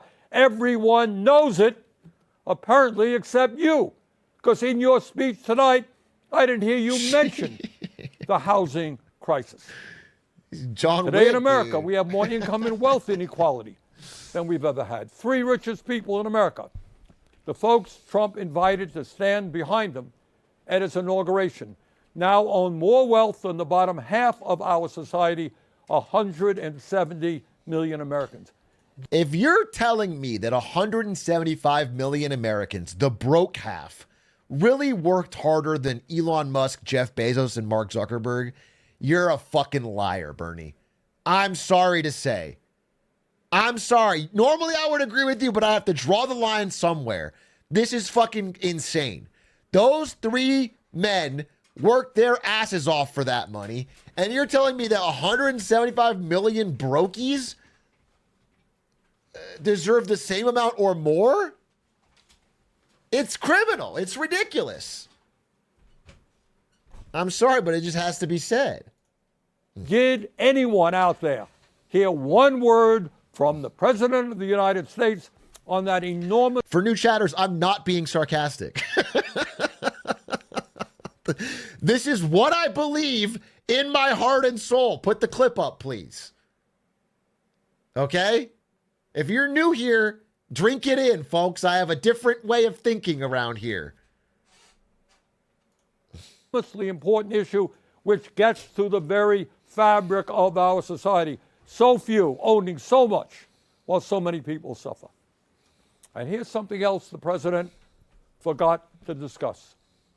Not only is our life expectancy 4 years lower than other wealthy countries, the bottom 50% in this country, the working class of America, on average, live 7 years shorter lives than the top 1%. Got that? In other words, being poor or working class in this country today is a death sentence. Did you hear any discussion tonight as to why so many of our people... Well, that would have been kind of a downer, Bernie. Trump starts talking about that, it would have been kind of a downer. And he was trying to keep the mood light, you know, with the golden age stuff. So you got to read the room sometime. Is Dan Giesling in my fucking chat? Dan won't follow Atrioc. Giesling is in my chat, just fucking flippantly walking all around. No, dude.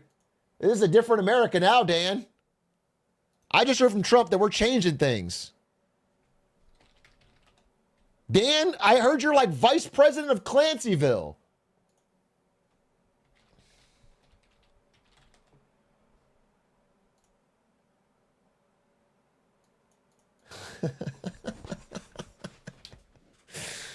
I heard Dan Giesling has a senior administrative position in Clancyville.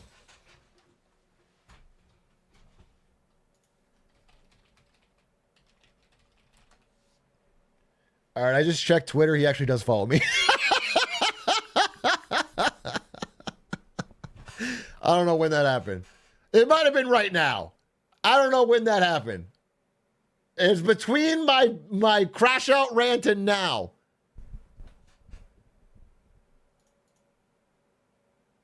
All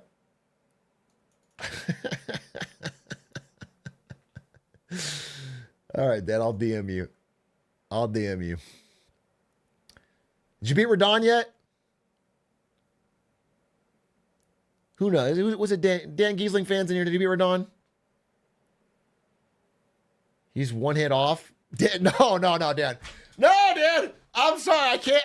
I'll send you the DM once Radon is beaten. It can't be a moment too soon. Chop, chop. All right. You got to get on it. All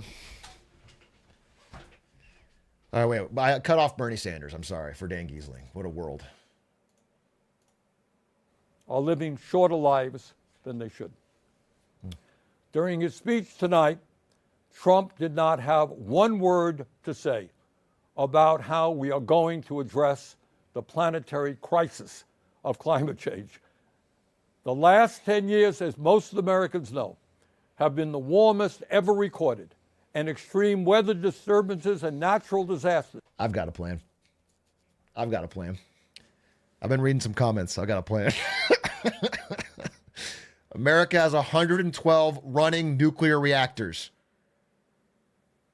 If we shut these down, I swear to God, we could enter a green golden age like we've never been in before. If we could shut down these reactors. Currently, we have the most nuclear reactors in the world.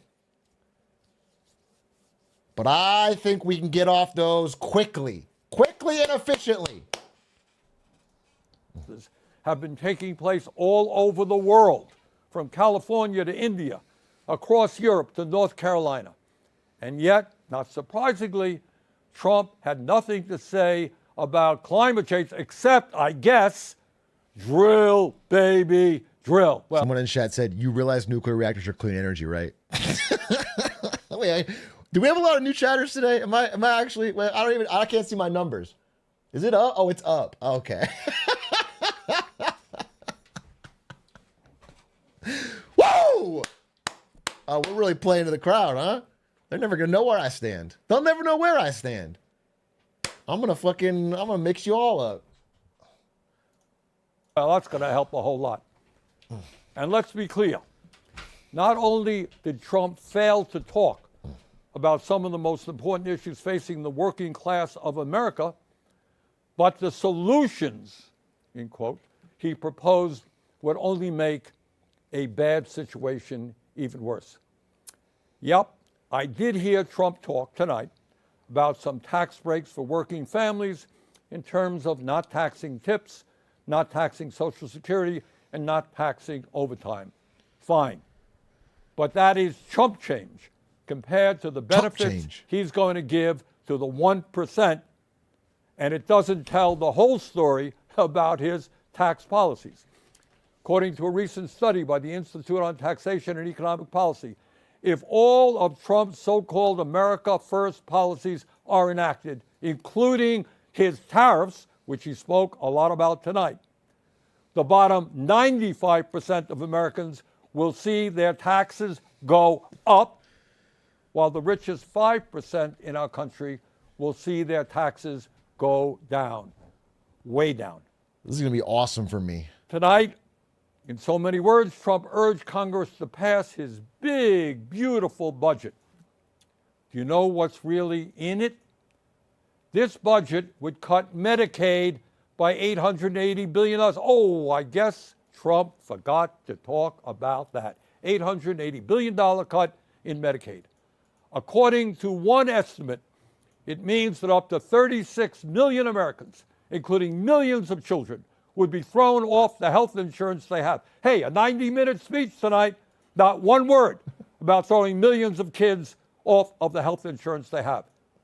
When you cut Medicaid drastically, it means that nursing homes that receive 2/3 of their funding from Medicaid will either have to shut down, lay off workers, or significantly scale back the services they provide seniors. Gee, I didn't hear that from Trump tonight either. It would be a devastating blow, these cuts to Medicaid, for the 32 million Americans who get their health care at community health centers. And it's not just Medicaid that Trump's budget would cut. It would also cut nutrition assistance by at least $230 billion. Now, I want you to think about that for a moment. And can you imagine? The billionaire class, people who can support their families. Some of these guys have tens of billions. Bro, do you know how many kids Elon Musk has, Bernie? Do you know how big that family is to support? And you're telling me he doesn't need a little bit of assistance from the government, you fucking greedy asshole? If he had 2 or 3 kids, yeah, he can use his own fucking money. But he's got 14. He's gonna have 15 by the time we're done talking. He needs a little bit of help. And far be it from us to stand in his way. Support their families for the next 10 generations, 50 generations. People who live in incredible opulence. People who own their own jet planes. They own their own private islands. They own their own spaceships. Trying to get tax breaks by taking food out of the mouths of low-income kids. That truly is disgusting. What we are seeing is the Robin Hood principle in reverse. Taking from the poor and giving to the rich and the very, very rich. Sheesh, and reverse here is Robin Hood. Something else Trump has been doing. For the past several weeks, he and his good friend Elon Musk, who was up there in the audience tonight, have been throwing hundreds of thousands of federal employees off their jobs. Now, I know some of you are saying, well, that's too bad, but that's the federal government, not me, it's not me, it's just those guys who work for the federal government. But I want you to think about this. Think about it for a moment. If Musk and his friends can arbitrarily throw federal workers out on the street today, what do you think that Musk and his fellow billionaires will be doing tomorrow when artificial intelligence and robotics explode in this country? Do you think they'll give a damn about you and your families? No, they will treat you exactly the way they're treating federal employees today. You will be out on the street as well. But it's not only absurd domestic policies. What about streamers, that we've Bernie? got to fight. For the first time in our 250-year history, we have a president who is turning his back on democracy and allying us with authoritarianism. No, we must not abandon the people of Ukraine who were invaded by the Russian dictator Vladimir Putin. We must always stand for democracy, not dictatorship. Let me be very clear. Regardless of where Trump is taking this country, here's what I think and what I believe the American people want us to do. They want us to end a corrupt campaign finance system. Well, golly gee, I didn't hear Mr. Trump talk about that tonight. A corrupt campaign finance system which allows a handful of billionaires to buy elections. It is beyond crazy that someone like Elon Musk can contribute over $270 million to help get Trump elected, and then he gets to run the government. It is absurd that any member of Congress who stands up to Netanyahu's brutal war in Gaza can expect to be opposed by millions of dollars in campaign contributions coming from AIPAC. The American people want us to end this disastrous Citizens United Supreme Court decision and move to the public funding of elections. Yeah, amen. Democracy is supposed to be about one person, one vote, not billionaires buying the political candidates of their choice. I think it should be, guys, if you're new here, I have this policy and I want to see if you agree with me. It's $1 equals one vote. Okay? So it's if you have more money, you do have more votes. That way it's like, okay, you still get your vote, but like if you're rich, obviously it's worth at least more. Like I'm not saying people shouldn't have votes, they should have less votes because they're not as okay. Yeah. All right, you guys, I'm just making sure you guys are on the same page because that's like a core belief of mine. And further, no, we should not be giving tax breaks to billionaires. That's not what we should be doing. We must demand that the wealthiest people in this country start paying their fair share of taxes. We must raise the federal minimum wage. I actually think voting in the future should be done in the same way TikTok battles are done. Oh, like good pause. We should get Trump and Bernie up there, and whoever gets the most roses from the American public wins. Straight up. It should be we should have a bar filled up with money. I think that would be a better and easier way. We'd all understand it better because obviously TikTok is...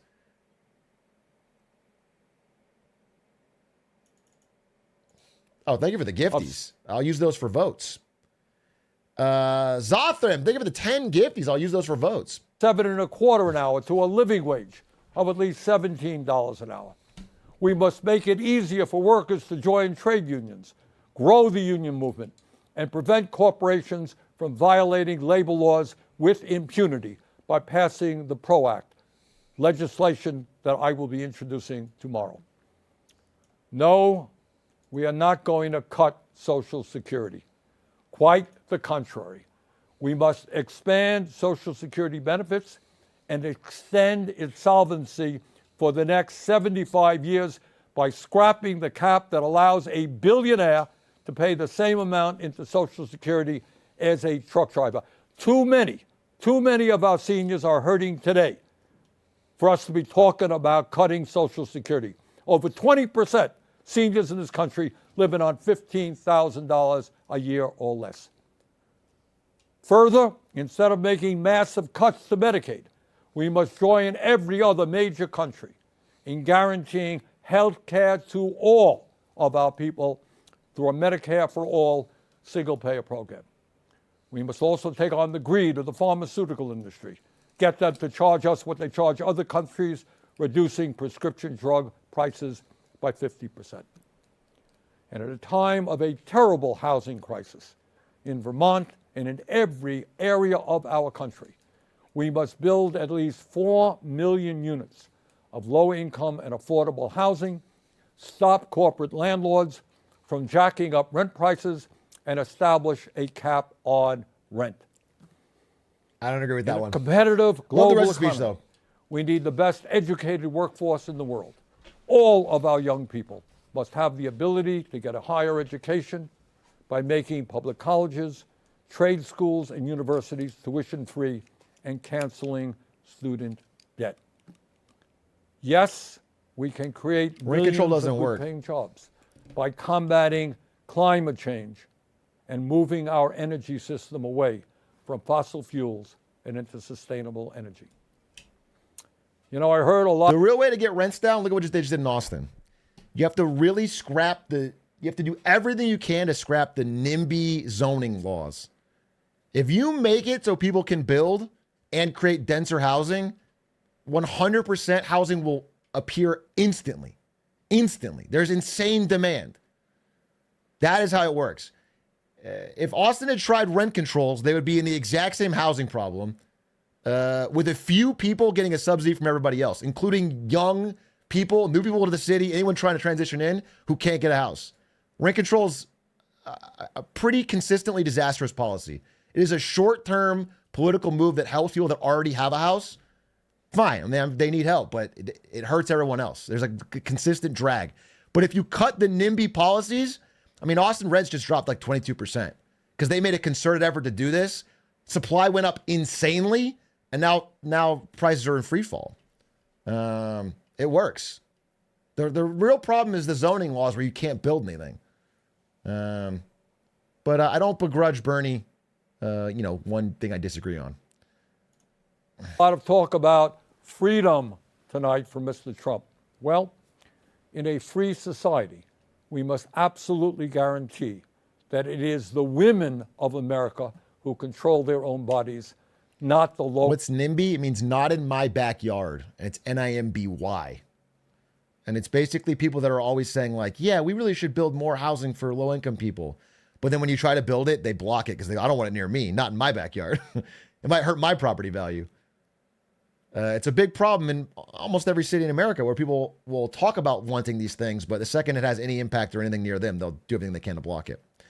And so cities that have like overcome this political hurdle and done everything they can to actually change zoning laws so you can build, immediately see huge surges in building. It's like instant because the demand is crazy for it. And then with a massive amount of supply, the fucking price goes down. That's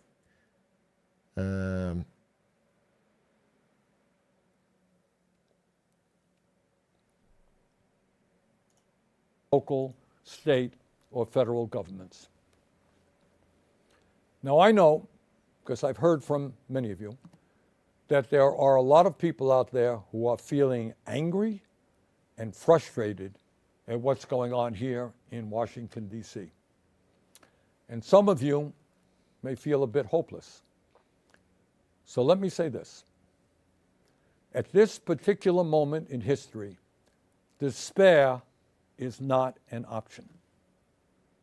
Giving up is not acceptable.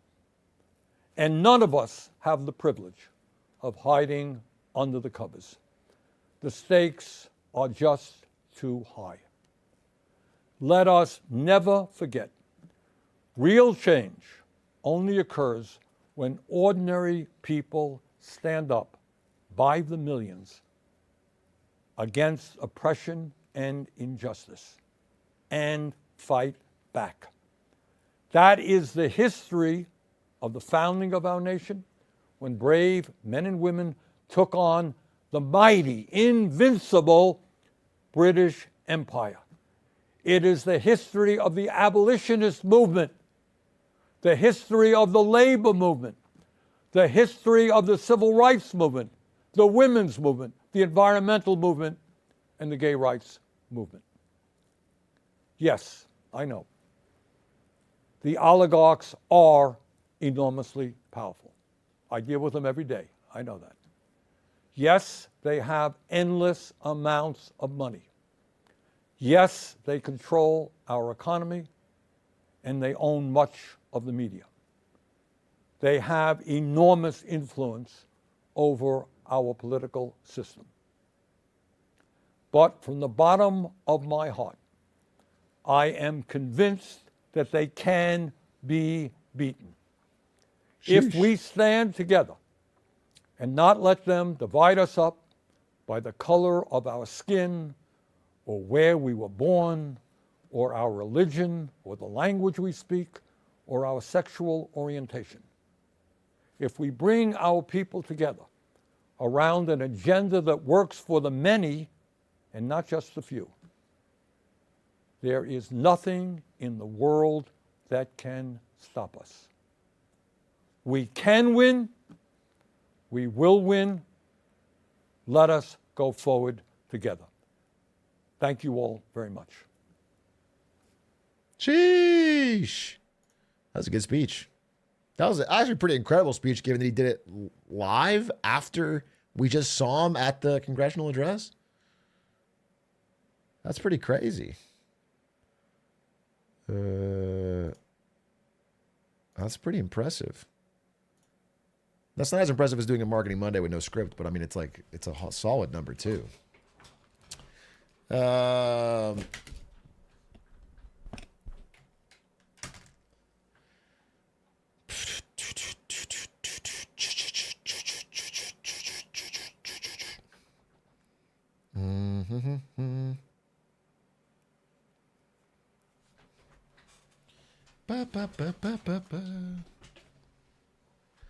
not saying I agree with this, but I've heard it said that recessions are a natural correction and you can't have infinite growth forever. That's an opportunity for middle class, not lower class people to acquire assets. Do you agree with that or not? I agree with it in the sense that if you try to prevent a recession from ever happening, there's a natural business cycle, right? Where people overinvest in one thing and then you have to clear out the chaff. But we've stopped any significant downturn for so long. The economy's so propped up that it's now much bigger. The problem is much bigger. The everything bubble is much bigger. So what we're facing is more severe than a minor recession every 2 years or whatever.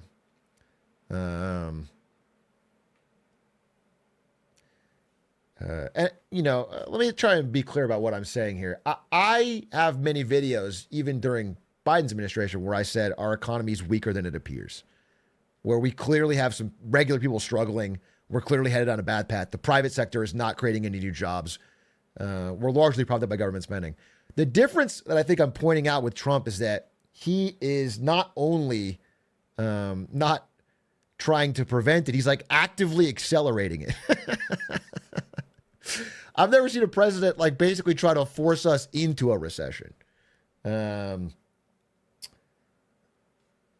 there's a difference, right? Because, the last time we had a truly great depression, 1929, is right after we enacted the Smoot-Hawley tariffs, which is the last time we've had any significant tariffs in America. And it created this big reciprocal trade war right at the time when the economy was already decelerating.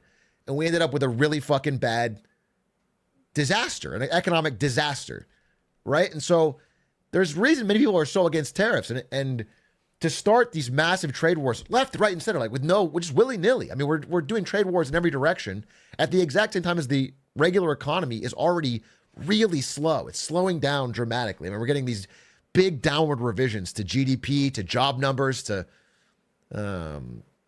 increase in defaults. So, all this is happening amid the backdrop of what seems to be the largest trade war in any of our lifetimes, and it's not good. It's throwing kerosene on a fire.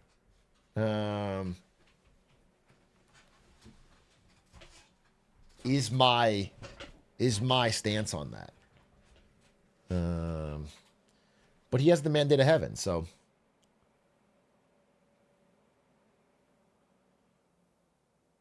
I largely agree with you, but to say that the tariffs are responsible for the 1929 recession is a gross misunderstanding of executive agency. It's not what I said at all, believe Loopy. I'm sure you're aware of that because you heard me just say it. I said it was kerosene on the fire. I literally just said we already have a slowing economy and then we're throwing tariffs on it. It's literally I just fucking said, Bleepy Bloopy. Feels like you're just trying to fucking grandstand. Year of kindness. Bro, I got so many dumbass people lately, bro. It's hard. It's getting harder to be year of kindness. I got a lot of people trying to make their fucking point, and it doesn't matter what I say. They just want to But I'll try. We got new viewers in here.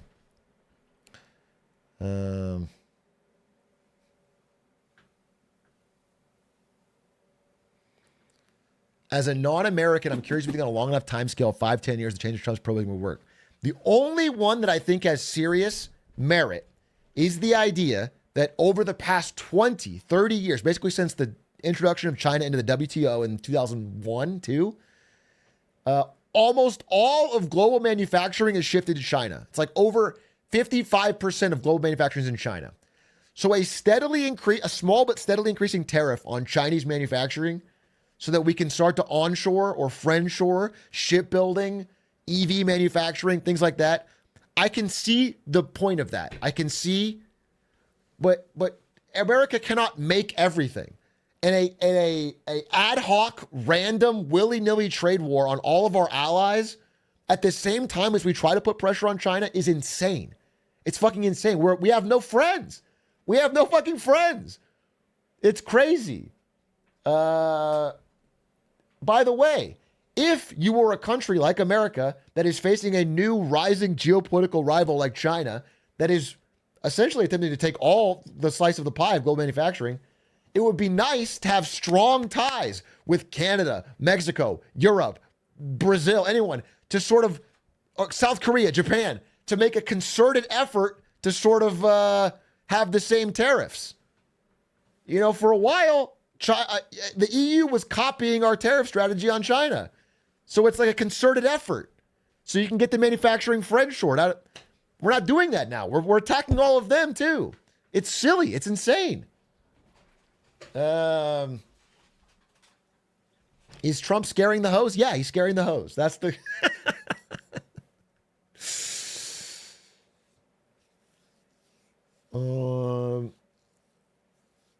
He's scaring the hose. We had this cool party, and then Trump scared off all the hose.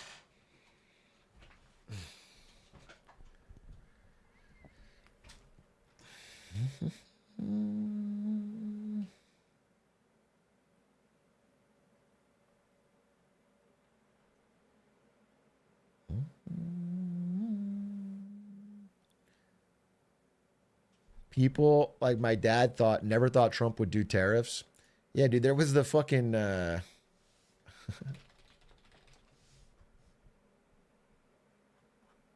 was that fucking post?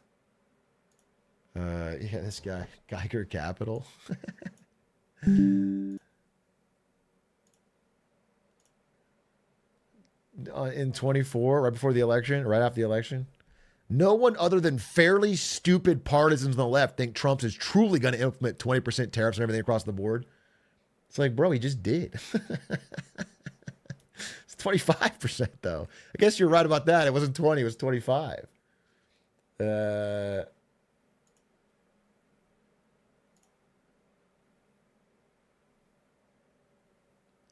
may be gone tomorrow. I don't know. It's in, it's out. It's in, it's out. I don't know if you guys know this about business. Generally, they like stability. Generally, they want to invest in countries where there's some sort of stable order of business, rule of law. You don't have to change your whole projections for the year on the random whims of the president. That's been a big advantage to America. And then there's this talk about leaving NATO and the UN. Bro, I just want Americans to understand, like, the reason, like, a Buc-ee's manager in Texas can make more than a doctor in Europe is not because he's infinitely more talented or skilled. Okay, America's at the center of this fucking imperial core where we get a lot of advantages from having the reserve currency, from being at the top of all of these systems we created post-World War II.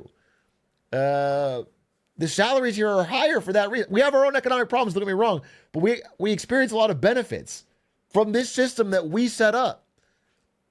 It's just funny that Trump is trying to dismantle the whole thing. It's like the most, it's just funny. If you're, if you really wanted to,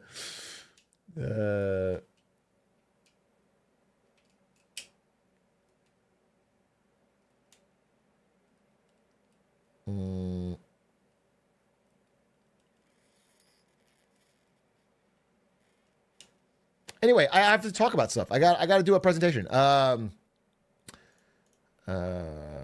I want to talk about something particularly important to me. Okay? Was there anything else about that speech I wanted to say? Maybe I'll put a short present. No, I'm doing the Tesla one tomorrow. Likely it's 8:44. There's no fucking way I'm doing it tonight. But I have made 2 presentations. How about that? How fucking about that? I made 2. How hardworking am I? Give me a short fucking timer. Give me like a 5-minuter. Non-cosmetic. I just want to make sure I'm talking about everything. Dude, where the fuck is my timer? There it is. Boom, boom. Not nuclear debate. Crypto reserve discussion.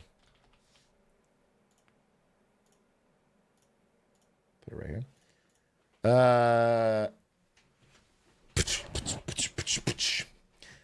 In another life, Atrioc is a high school civics teacher. Bro, you know I had a job. You know I worked at Twitch and Nvidia. I had a job. It's not like I had. By the way, oh, speaking of Nvidia, I gotta fucking self-suck for a second. This guy tweeted, this guy, Bald Guy Money. I don't even know how I followed this guy. Bald Guy Money. Gold is now up more than Nvidia over the past 12 months. Who sold their 5 years of Nvidia stock exactly a year ago and bought gold? That's fucking insane. That's fucking insane. We fucking stay winning. Can't keep getting away with it. Can't keep getting away with it, bro. Is this just you? Yeah, fucking. I put my fucking. But I also put my Neo. Wait, where's my fucking?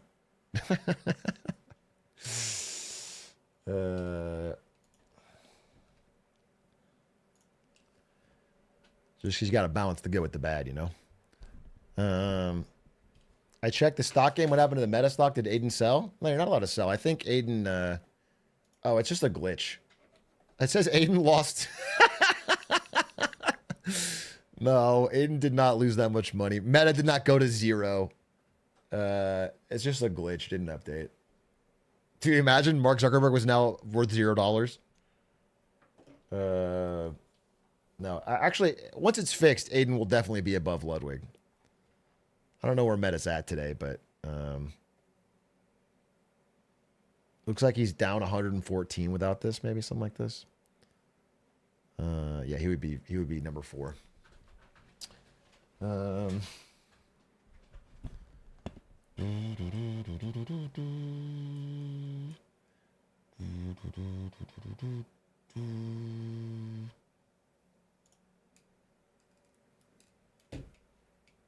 goal of this game is just not to lose to Ludwig. I mean, I think it's going to be really hard unless Trump really goes all in on pumping Trump coin to lose to Ludwig. Because like no one else has picked a stock that's going to go to 0, I feel like. You know what I'm saying? Even if like, I don't know. What is Stanz's losers? Stanz's biggest loser is TSMC. I mean, I guess Taiwan could get invaded. Holy fuck. I guess, oh yeah, Ocugen can go to 0. Wait, Ocugen probably will go to 0. Ocugen is Doug's meme stock. If that gets delisted or goes to 0, then maybe Doug can go last. But I think otherwise Ludwig's got it in the fucking bag. Dude, it's funny, you know, I coin flipped on Albertsons versus Kroger. Kroger's CEO just got taken down for some kind of like sex pest problem. Some kind of conduct unbecoming a CEO. And the stock went up.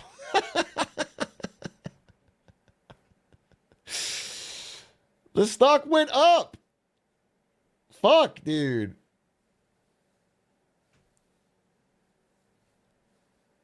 Shows initiative? I mean, I guess they're cleaning house.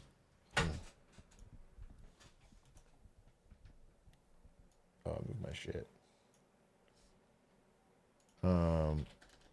Kroger. Oh, well, here's part of it. His abrupt resignation due to personal conduct saved the company $11 million. He forfeited $11 million of his paycheck because of how quickly. How about that? Now they can bring in a cheap CEO.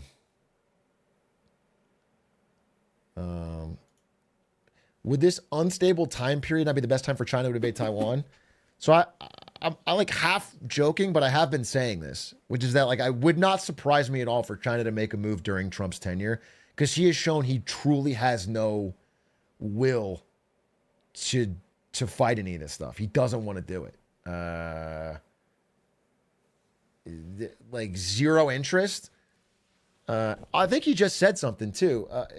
Trump.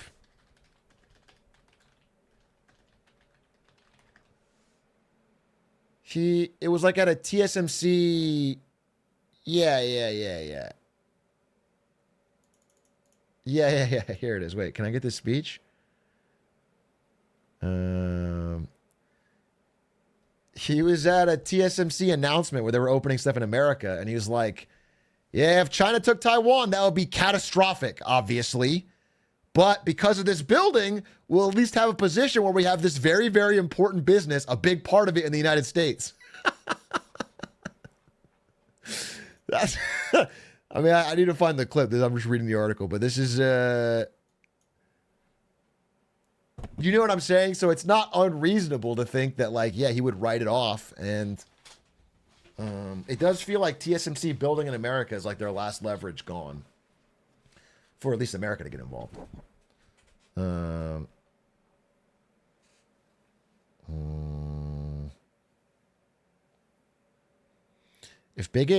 If Trump is aware of the dangerous policies enacted, what can explain his reasoning? I mean, around tariffs, I don't know. I really don't.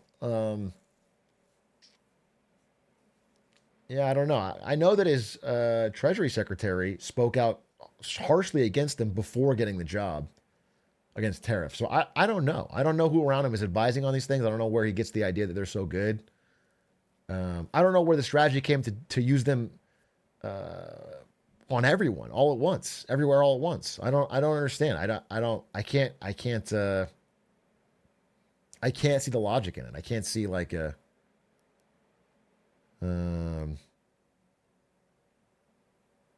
the grand plan. Maybe I'm not playing 5D chess. Maybe I don't know the fucking 5D chess.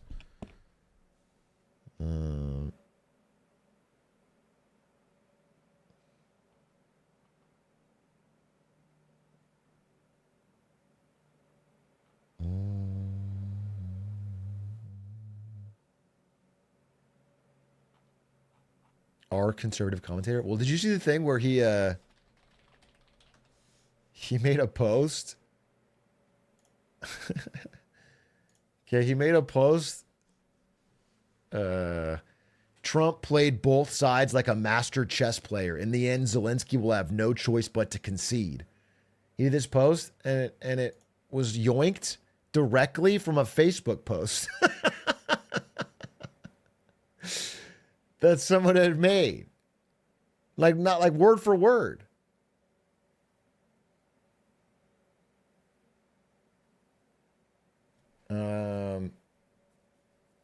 So I don't know. I don't fucking know.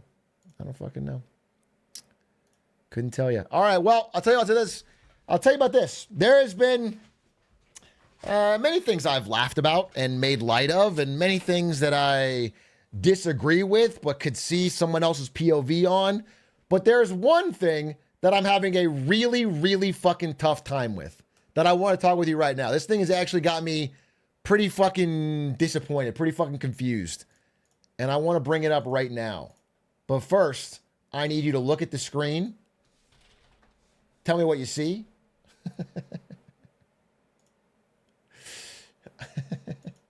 And type me when you see yourself. Today I want to talk about this post from 2019. In 2019, Donald J. Trump said, "I am not a fan of Bitcoin and other cryptocurrencies, which are not money, and whose value is highly volatile and based on thin air. Unregulated crypto assets can facilitate unlawful behavior, including drug trade and other illegal activity." I deeply agree with this. This is one of Trump's most base takes of all time. I agree with this so hard. He followed it up later that year by saying crypto is potentially a disaster, 2 years later, a disaster waiting to happen. He said, and I quote, investing in crypto hurts the United States currency. We should be investing in our own currency. Bitcoin seems like a scam.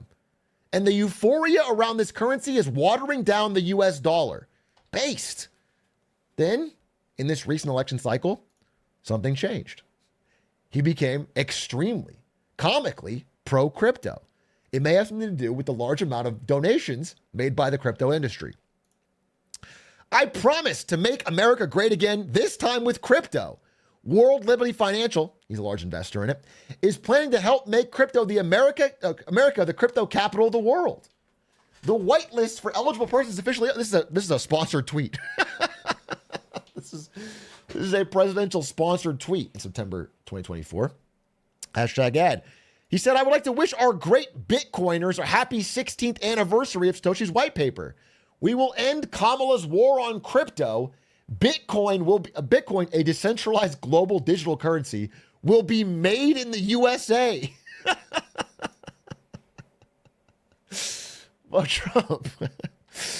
And upon getting into office, he followed through on a lot of these promises, essentially by making crypto very deregulated. The way he made crypto great again was to remove all the rules and restrictions on it, which again, I am not a fan of, but it played out very predictably. And CoffeeZilla is talking about this a lot, so I won't rehash it. The general idea is with no rules in place, the scams went crazy. The amount of meme coins went off the charts. A lot of retail investors lost money. And then what happened relatively recently was that they started to pull their money out of crypto. We started to see Bitcoin doing a big slide, all the altcoins doing a big slide, because the people have been rug pulled so often, they were getting out. So in a way, Trump's problem solved itself. He made it so appealing to scam that the scams drove people away. Maybe it worked. Maybe I disagree with his methods, maybe, but it worked. Okay? But then, a few days ago, something got posted on Trump's Truth Social that kind of actually gave me like this like pit in my stomach. It actually made me like feel very uncomfortable with the direction of our country. I'll talk about more of that in a second. And it was this, which he said that a U.S. crypto reserve will elevate this critical industry after years of corrupt attacks by the Biden administration, which is why my executive order on digital assets directed the presidential working group to move forward on a crypto strategic reserve that includes XRP, Solana, and ADA. I will make sure the U.S. is the crypto capital of the world. We are making America great again. He followed it up after some panic from Bitcoin owners. And obviously, Bitcoin and Ethereum, as other valuable cryptocurrencies, will also be at the heart of the reserve. I love Bitcoin and Ethereum. Overall, a massive presidential pump of these assets. Immediately, crypto prices spiked as they talked about these tokens being included in a national crypto strategic reserve. I rarely make direct political posts. I mostly make stupid memes. I make jokes. I call Ludwig bald. But I felt like I had to say something because this is in my wheelhouse and something I really cannot see the other side of. And I posted this is some of the most openly corrupt shit I've ever seen. A strategic reserve requires us using taxpayer money to buy these tokens. Okay? So what we are doing is taking, by the way, we're a deficit nation, so we run out of taxpayer money every billing cycle.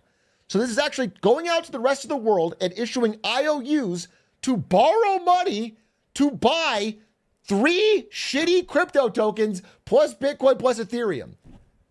That his kids and advisors hold. Now, what was extra bad about this is that the day before this announcement, somebody went 50x long, a massive, highly leveraged bet with $4 million on exactly this happening. Okay? Somebody on the inside seemed to know this was going to happen.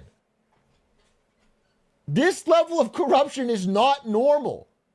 This is crazy. And I wanted to bring up some interesting things that I read about this whole discussion. So, number one, from Mark Cahodes. Mark Cahodes is a guy I really respect. He's a bit crazy. He's a bit of an old crotchety man. He is the one that exposed the SBF fraud. He was the first person to call out SBF for what he was, a massive grifter.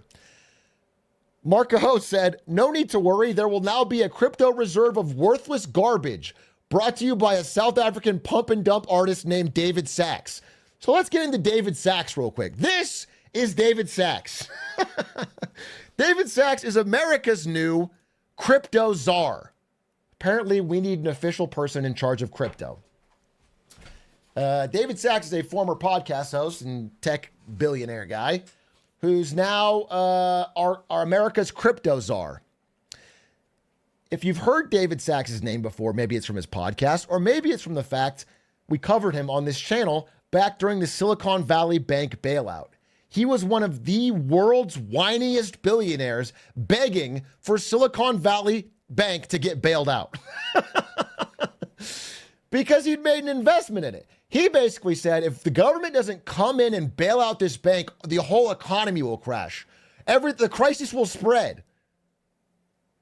He was on podcasts, on TV shows, on the news, on social media, constantly begging for a personal bailout, essentially, of his Silicon Valley Bank money. Well, it turns out as crypto czar, he has a couple conflict of interest we might want to know about. The main one being his big investment in Bitwise Asset Management. He's a lead investor, David Sachs. Bitwise Asset Management holds a bunch of crypto tokens. What do you think are the 5 biggest holdings in Bitwise Asset Management? Could it perhaps be Bitcoin, Ethereum, Cardano, Solana, and XRP? Could it be the exact bags that are just getting pumped by Donald Trump? Do you think it's perhaps possible that Donald Trump doesn't even fucking know about fucking XRP, Sol, and ADA? And perhaps this legislation is drafted by his crypto czar that's pumping his own fucking bags? Is that possible? Mark Cahodes, back to him, again, the guy that exposed SBF, has been talking about this conflict of interest for a long time. In fact, this is a tweet from late 2024 when he sent evidence to SEC about David Sachs being deeply involved in the development of Solana, owning a bunch of hidden and secret Solana that he is trying to pump with which to get out on the rest of the world. In fact, if you look through their terrible all-in podcast, you might find some clips that are pretty damning in hindsight. Chamath Palihapitiya, and I'm your boy J Cal. Sachs, I gotta say, I think your AUM is positively correlated with the bags under your eyes. If you mean it's getting bigger, you're correct. I mean, Yeah, they're heavy. good lord, They're heavy, dragging you down. that's where you're hiding all that Solana in your fucking under your eyes. Jesus, You better clear that Solana position. What's your lockup? 24 months? fuck no, he's trying to sell it to me on text message. Yeah, of course he is. We're negotiating discounts, I just had the founder on Hey, the you're pod. fucking the whole thing up. bro. You don't think Ponzi to, scheme? I'm hodling. you think I buy You're not hundreds of holding, you're millions of dollars clearing. of anything without a discount? Everything is a discount. Everything's discounted. You want to clear that position in an LLC? Are you saying I got $1 billion of Solana? No, bro, I'm saying I have one, but I brought it at a discount. But you're holding, correct? Ish. Yes. Okay. Yeah, me too.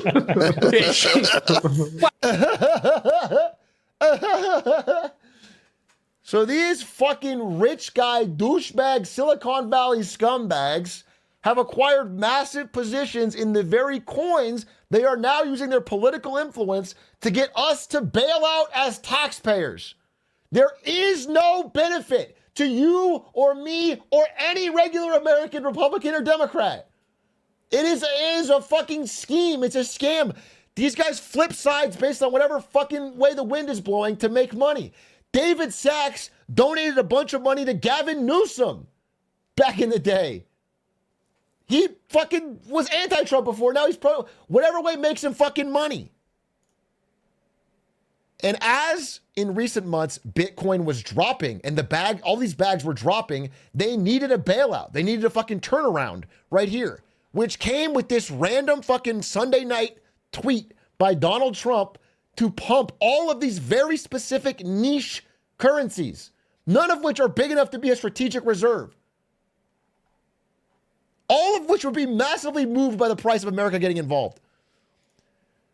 I mean, this FT article is worth going into. It goes into all the individual ones, but all of them have a history of fraud. All of them are used by shady, unsavory characters. None of them are large enough to be a real strategic reserve. None of them make any sense. It's a blatant grift. Peter Schiff pointed this out. Now, Peter Schiff is a really principled thinker, a guy I really respect. And just to be clear, for anyone accusing him of being partisan, this guy's been in financial markets for 40 years. This guy voted for Donald Trump. He voted for Trump. But even Peter fucking Schiff can't help but say, this is the biggest crypto rug pull of all time. A pump and dump scheme. Who authored these 2 Sunday afternoon posts? Who knew about them in advance? How much money would those in advance have spent buying XRP, ADA, Sol, BTC, and Ethereum? We need these emails and text messages to find out what level of scam we're dealing with here. David Sachs, our crypto czar, responded by clutching his pearls. Huh! The accusation, the mere thought that someone like me, who's already very successful in business, would go into government to make more money is a lazy and stupid narrative. Interesting. To a person, all the billionaires that I've met serving in government are doing it for one reason. They absolutely love the country and want to make it great again. To do that, we have to drain the swamp and the massive government corruption that's in plain sight. I agree. There is some government corruption in plain sight that we need to get rid of. It's just interesting that you take this position that people who are successful in business would never go into government to make more money when just a few years ago, you said essentially the opposite. Let's have the fucking tweet here. Oh, yeah, here it is. The problem with government as a capital allocator is the money goes to special interests who have the ability to lobby, but not to innovate. That's just so interesting that your fucking position has changed so dramatically. Many people spoke out against this who have careers in finance. Perry Rod. U.S. president pumping minor cryptocurrencies like $22 billion ADA while his kids cash in. It's just so unbelievable. The U.S. is not being led by billionaires, it's being led by thieves. Even Naval, again, Trump supporter. The U.S. taxpayer should not be exit liquidity for cryptocurrencies that are decentralized in name only. As Trump said in the very beginning, it makes no fucking sense. We have the world reserve currency. Borrowing in that currency to buy a fucking worthless on-air cryptocurrency that pumps somebody's bags is fucking crazy. All this is naked grift. It is just taking our money and giving it to people that own Solana and ADA and BTC and Ethereum. It's crazy. There's no defending it. It makes no sense. A strategic oil reserve might make sense. A strategic gold reserve could make sense. A strategic fucking Solana reserve is just bailing out Solana owners. It feels really shitty to be in a country doing this. I don't know how to tell you. It feels shitty. And I want to tell you a quote that I had from weeks ago before this happened. Where's my, where's this?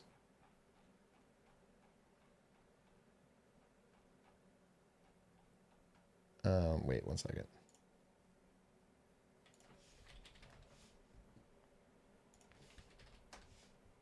Here it is.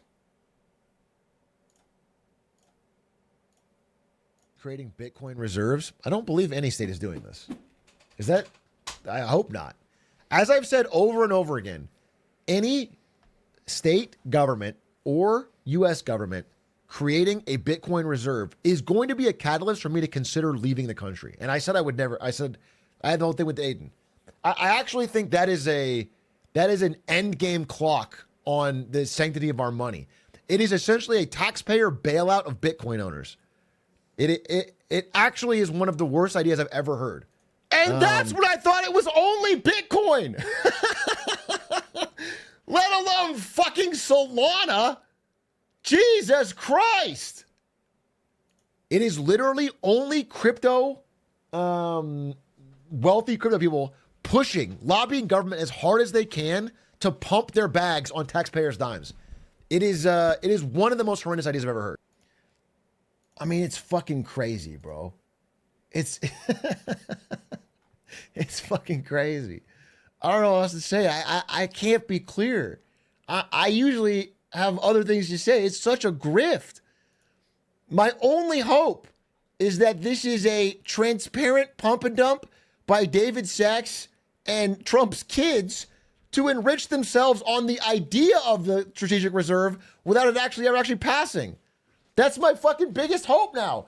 My hope is that the people around Trump are using him as a grift. That's the best I can hope for. And again, I want to be super clear that this guy's tweet really summed it up. I haven't seen financial Twitter as united about a topic ever. People from any political background, people who I've seen openly stump for Trump were like, there's no good from this. This is crazy. This is fucking terrible.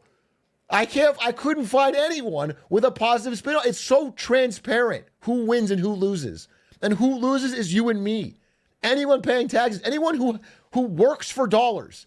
If your paycheck is paid in dollars and they are out here borrowing money, again, I want to reiterate that we are a massive deficit nation. Joe Biden did no help to our deficit, and Trump is making it even worse. Okay?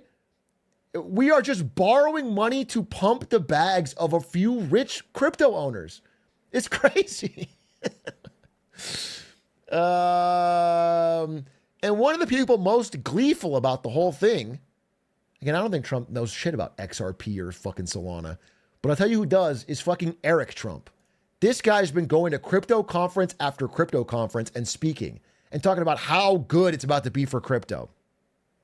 When this happened, he tweeted instantly and gleefully, "I love the genius of announcing a strategic reserve on a Sunday when traditional markets are closed and Wall Street sleeps. For the first time, retail investors win."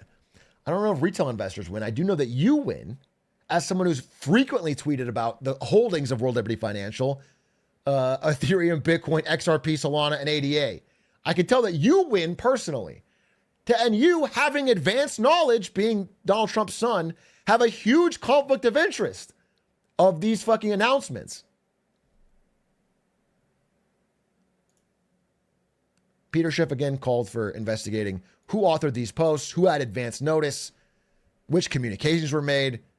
Schiff believes that retail investors were deceived and suffered losses. I 100% agree with this. This is open grift. At the same time, it's funny because while all of these things did pump, you can see this here, they all started to slide again after the backlash was so strong. The markets are pricing in that this might not even happen because the backlash is so extreme, because David Sachs is already deleting old posts to hide the paper trail of him to all of these currencies. David Sachs is going through deleting a bunch of old posts and tweets. This is pretty fucking open corruption. And so the market's pretty skeptical. But even still, this pump alone made people a ton of money who were inside of the information. At the same time, we've got fucking Michael Saylor, MicroStrategy guy from Max Stupid video, as Bitcoin continues to fall, going on CNBC saying you should sell a kidney to buy Bitcoin, saying Bitcoin's going to reach 20 trillion, then 200 trillion, just massively begging, pushing, grifting to try and get regular people to buy back in so that his bags can stay full, because he has taken on an enormous amount of debt to buy Bitcoin at like 90K. As it falls under 90K, he's at risk of losing his whole company. If he can't pump it back up, he's in real trouble. We're getting grifted left, right, and center. And finally, to cap off a week of absolutely horrendous crypto grift, this guy, Justin Sun, you may know him as being the dipshit that bought a $6.8 million banana. $6.2 million banana, sorry.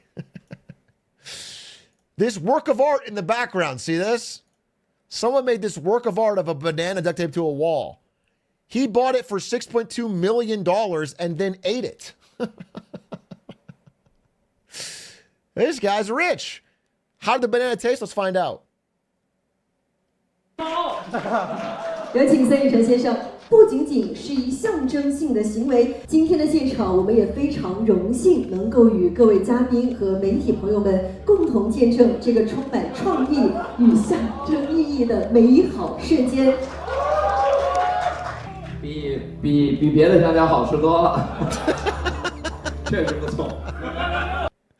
That sounds a bit like copium. But if you know him for this, that's kind of funny. But actually, he's a pretty notorious grifter and scammer who was getting investigated by the SEC for many consistent pump and dumps. Until recently, he put $75 million into Trump coin. And all of a sudden, the SEC asked a federal judge to put the case on hold. Basically, immediately after putting $75 million into Trump coin, the SEC said, let him off the hook. This is a guy who, again, who was fraudulently manipulating the price of digital tokentronics, selling unregistered securities. The case is now dismissed. This shit is open grift, bro. I don't know how to say it. It's textbook. It's the definition of corruption. And it's all got me feeling some type of way, bro. It's all got me feeling like, hopefully people can see this collectively. I do have some hope from seeing people who voted for Trump admitting fully this is grift. If you can't, I don't know where we're going to go. If we can get everybody to admit this is grift, we can stop the strategic Bitcoin reserve from literally devaluing our money to pump someone else's bag. This is not a long presentation. It is a heartfelt one. If I have one thing that I would like us all to collectively agree on, is that this is fucking awful. This is awful. And if not, I'll go check out the fucking houses in Monaco. I gotta have a long talk with Ari, bro. Anyway, thanks for listening. Hope you enjoyed. Back with more tomorrow on Tesla. Come to Somalia. You got money but still broke for Monaco? I actually fucking do. Well, I'm sorry. You're actually right. In that I did look at Monaco, and Monaco is like, I don't know if you guys know about Monaco. Monaco is like as big as Central Park. It's a country as big as New York Central Park. And in Monaco, a studio apartment is like $1 million. Monaco is a country with no income tax, no capital gains tax, but the price of housing is truly absurd. It's like a regular suburb in Canada. That's how expensive it is.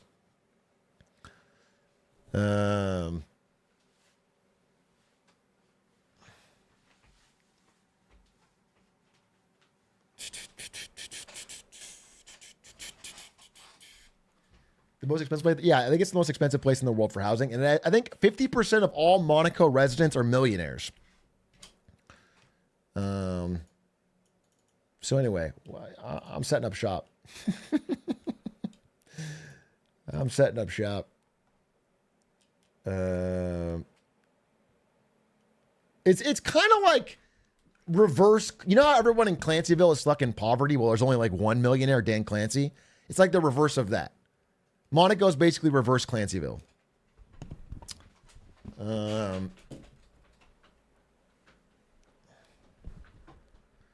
It's funny. Monaco, you can look at a map. Can I look at a map of Monaco? Monaco map. It's literally like, yeah. Yeah, here it is. This is so funny.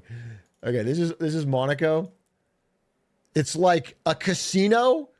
There's like a museum. There's like the fucking Capitol building. And that's it. You can walk it. You can walk Monaco, dude.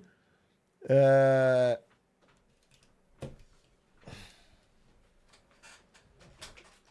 get an F1 race? Yeah, you can watch the race from your $1.2 million studio apartment. I did look at. I saw a $3 million place in Monaco where I wish I had a. Did I take a photo? I wanted to show you guys. I thought it was so funny. I was kind of just doing it as a joke, but I did want to look at it. It was like the kitchen looked like a dorm room. It was like the tiniest. It was like the tiniest dorm room looking fucking place for $3.2 million. It was truly. I mean, Canadians won't be shocked, but everyone else.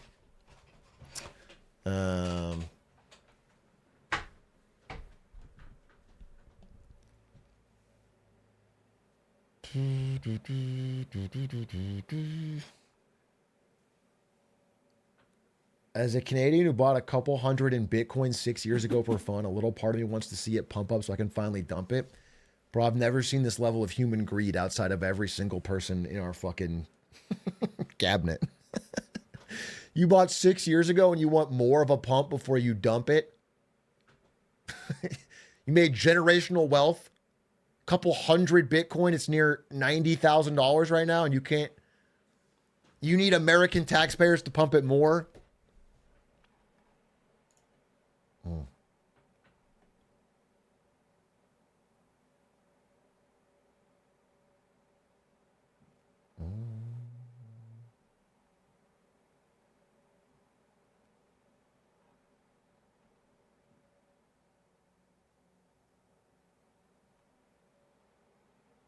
How do I convince my friend to get out of crypto? Well, fucking convince him to get in, bro. The United States government's about to pump his bags.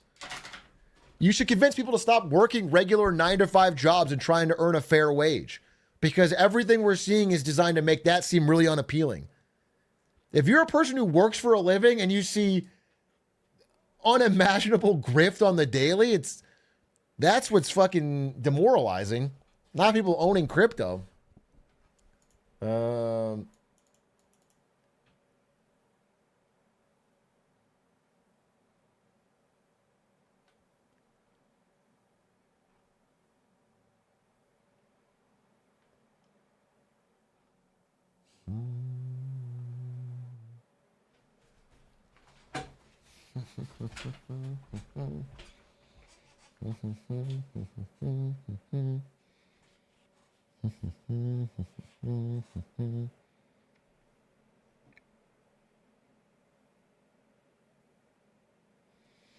Atrioc, who was the really ancient finance guy who said runaway inflation kills nations? It's a lot of people that said this. A lot of people. Charlie Munger, maybe? Probably. Is my old finance guy, Dar, working?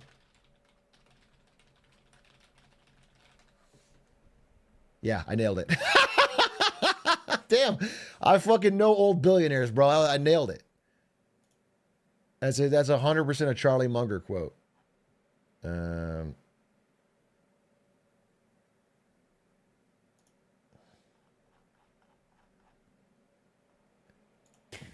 That's Kanye in Runaway, man. He said that? Yeah, for sure.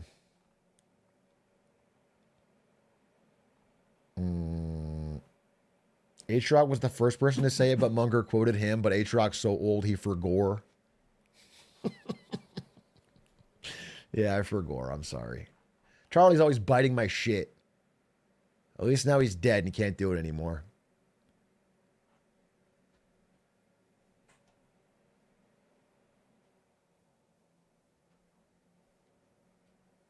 Oh, your year of kindness thing? You're capitally calling that? He was 100. He was your year of kindness thing? If only he had a few more years with us. Bro is a fucking 100-year-old billionaire. He's fine. He had a good life. He's not gone too soon. Struck down in his prime.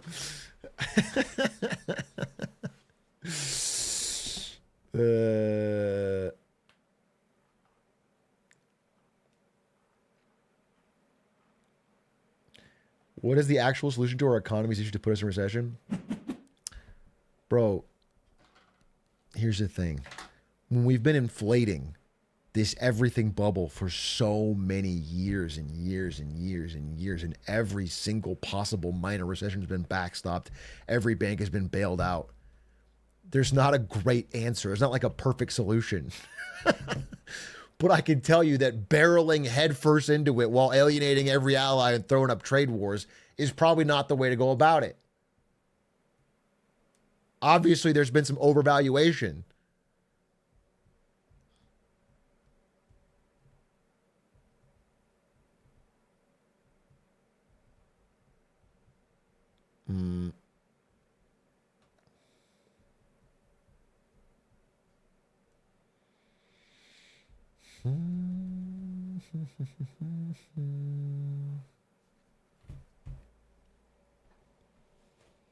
Are we just trying to get out of the national debt? Inflation can get us out of the national debt if you were trying to do that, but that ruins everybody's life. But a recession does not get you out of the national debt. Recession makes it worse. Tax receipts go way down. In a recession, the U.S. government struggles to pay its own bills. We have to borrow more usually during a recession.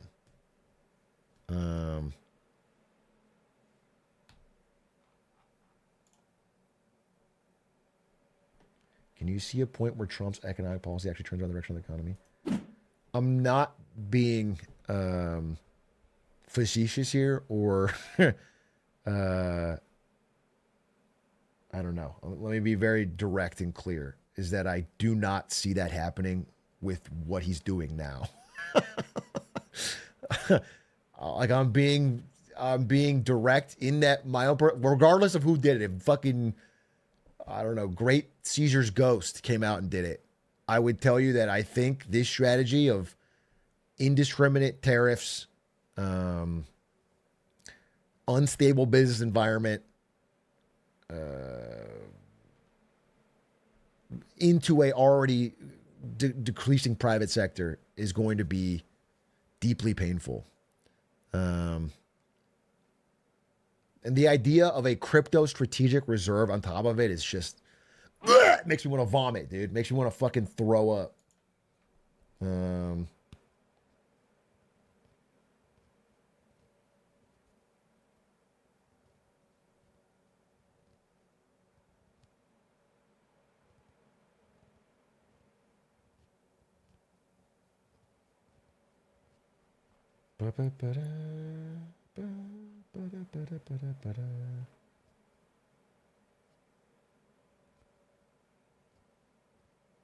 If we enter a major recession under Trump, Daniel, what do you think he'll say? I think he gave a preview of it today in the speech. He basically said the Biden economy is the worst economy ever. We're still reeling from it. I think they're trying to make it happen as fast as possible so that hopefully the worst of it is over by the time 4 years rolls around. I think that's the only explanation I can see for like these are designed to like speed up recession. That's legitimately what some of these policies are. They're designed to speed it up, which is like maybe a political strategy because the idea is like it's going to happen regardless. And I do believe that. I said that in the Slowly All Once video.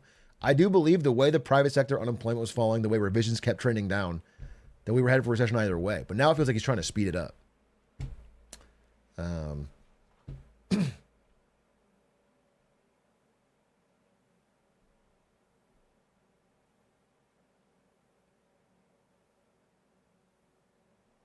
Spectacular stream the other day, you mentioned you have optimism regarding the midterms. Is that shaken by the night?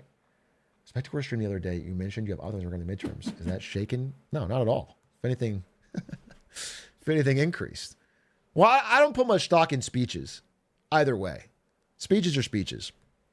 I don't even think most Americans remember them.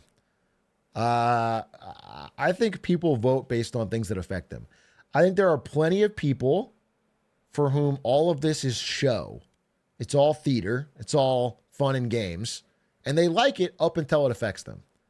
Then they change their mind. And I think they're going to, I think when they're 401k,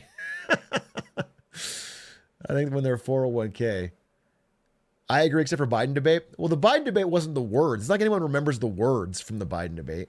The Biden debate was that he looked so fucking goddamned old. If Biden said the exact same things, but with some confidence, it's a different debate. So he was so fucking death's door that it was, it's not the words. It's not the speech. It's the fucking way he said it. It was impossible for people to not notice.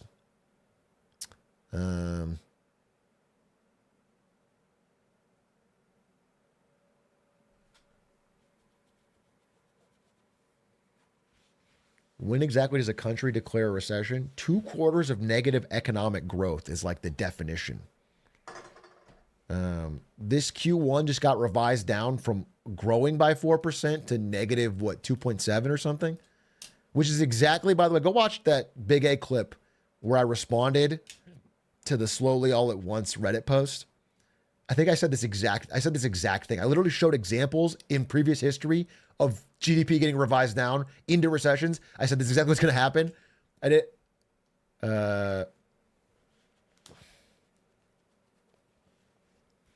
Yeah, the jobs revision was down 600K jobs. So that Q1 into Q2 would be a recession.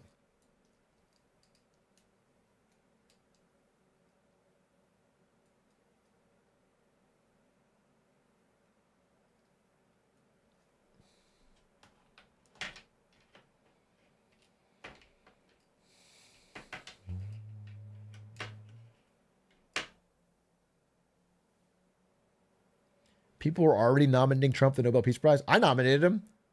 Can you imagine what a fire off the wall prediction that would be? If I got that right. I stuffed the ballot box, bro. This would be crazy. This would be fucking generational.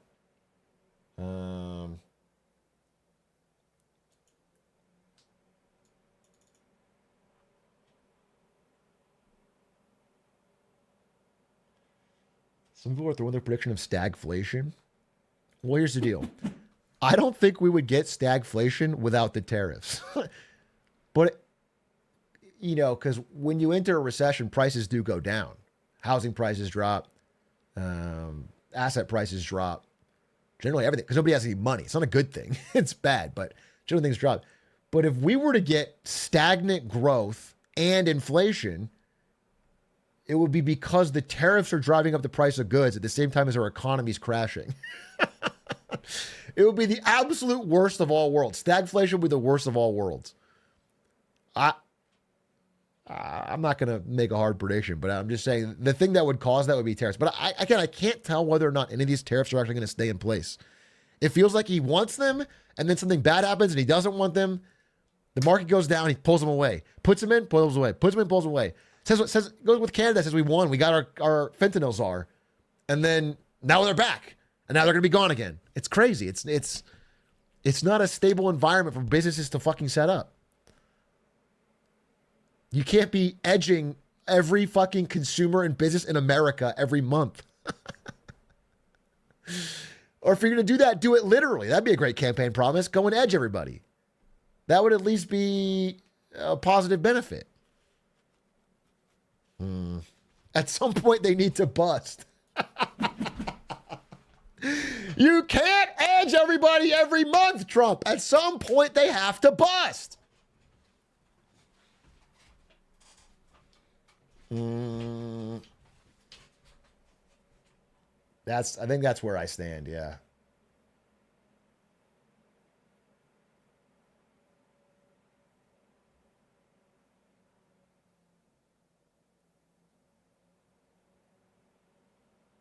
Trudeau's speech seems like a diss. Yeah, I mean, Trudeau is so funny. Trudeau was like in political freefall. Probably as low as I've seen a major politician get in any major like Western country. Trudeau was like had like 3/4 of the country chanting "fuck Trudeau," and then this Trump thing kind of saved him. Like, all he's been doing ever since is being like, "We're Canada, and we stand up for Canadian values, Mr. Trump," and it's been working. People are fucking rallying behind him. It's been the biggest like polling turnaround.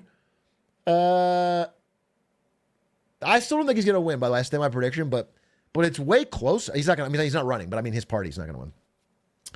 But it's way closer than it was because of this Trump thing. It's like got every Canadian united. And Trudeau keeps scoring political wins by being like, Mr. Trump, I love Americans, but what you're doing is stupid. We've been allies and friends forever. He's doing these kind of speeches, and they're hitting because they make sense to people. The average person, I think, in Canada or America doesn't want to be enemies. I don't think the average American wants to annex Canada, our closest ally. I guess militarily, because they're certainly not going to fucking... The way Trump keeps talking about it is like Canada's going to voluntarily be like, yeah, this sounds pretty good. 51st state, eh? And fucking sign up for it. They're not going to do that. So either you plan to militarily invade our closest ally, who is now possibly in a nuclear pact with the UK. Imagine a world where the UK has to threaten to nuke America if America invades Canada. How do we get here? How did we get here? That's crazy. It's been 2 months.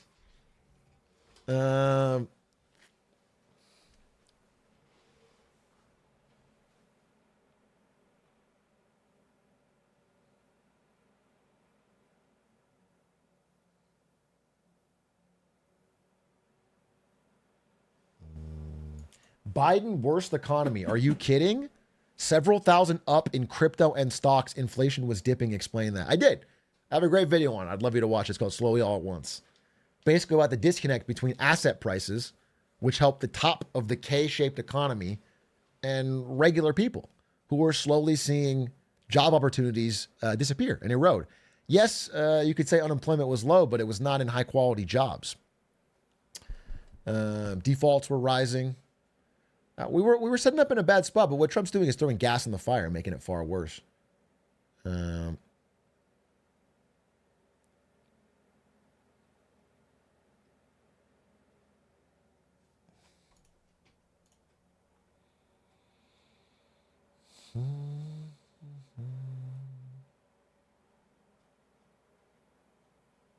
If a recession happens, won't people impeach Trump? I don't think impeach. I think zero shot of that. I do think I've said this forever. I think the most regular, normal course of action would be these policies don't work. They make people's lives worse. Materially, economically, they make them worse. And then people vote them out. There's a big midterm sweep. I'm just saying, it's not like this has never happened in American history. It's happened a million times. We have massive midterm swings one way or the other all the time in American history. It's like it's happened a lot. So I think that would be the most normal outcome. What if the elections are fucky? People bring that up. I'm not going to fully discount it. Who knows? But I'm going to say my base case is for that to happen.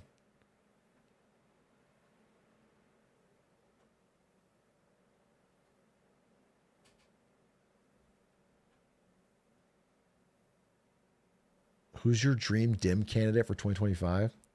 Dude, I don't fucking know. Obviously, I'm super ick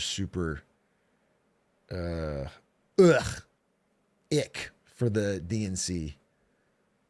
Their ability to have a coherent, cohesive message, a likable, popular, on message, wide, broad tent candidate.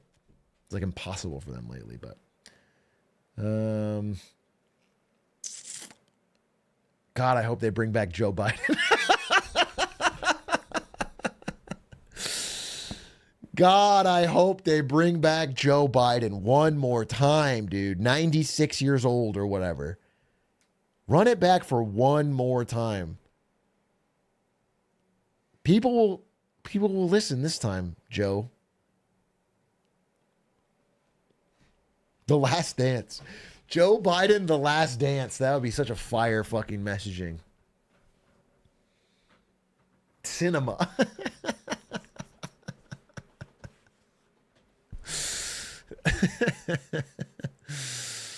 No, I don't know. I mean, ideally, someone fucking new. I'll be honest with you. Someone America doesn't already have preconceived, made up their mind about. But it's tough. If you read, books like The Fourth Turning, they'll say this happens a lot in history, and when the time is for these people to step up, they just appear. They just happen. Like it's a regular cycle in history. Is that people will start stepping up once we enter crisis modes. So I guess I would say I'm not going to make my mind up so early. I'd like to wait a little while and see who's a loud voice that makes sense. Again, I liked what Bernie said tonight. I just think Bernie's so fucking old. But if there's more people talking like he does, like being more clear and direct about the real number one issue for an American president, which is how most working class Americans are living. That's like that should be like, it should be 90% of what you talk about as a president is how to fix that. It's the most important thing. If you get that right, everything else will fall into place legitimately. People are so much less judgmental, angry, scared, xenophobic when they're not threatened in their economic security, when they're not feeling like they're fucking on shifty, shaky ground that's falling under their feet. Dirty Dan 2028. Dirty Dan from Clancyville to the White House. Holy shit. Well, you know, they say vote for the devil, you know. Maybe I vote Dan Clancy.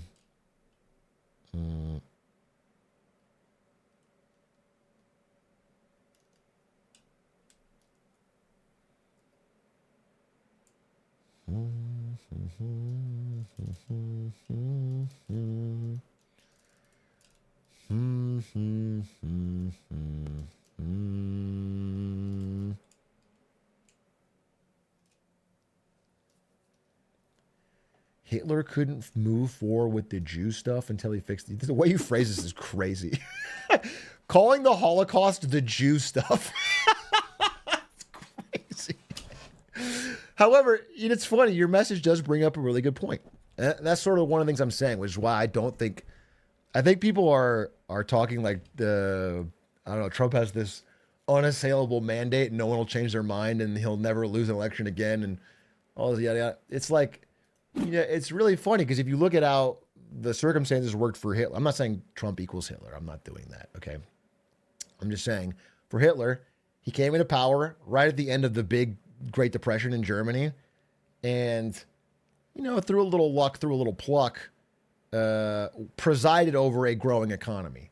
Now, a lot of that, they were like borrowing against the future. And I don't want to go too deep into the economics of fucking Nazi Germany, but they had good years at the beginning.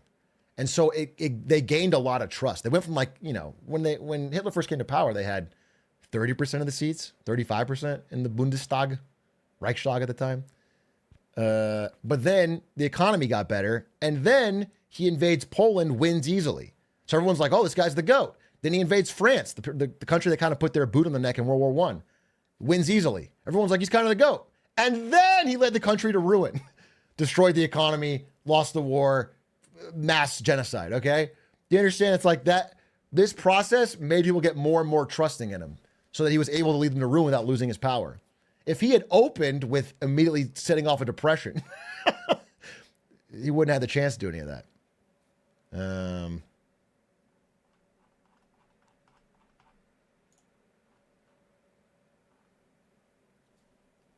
And so it just seems like, regardless of, I'm not making equivalency. I'm just saying any authoritarian leader coming to power, if he's coming into power, we'll immediately get a recession. People are just not going to trust him.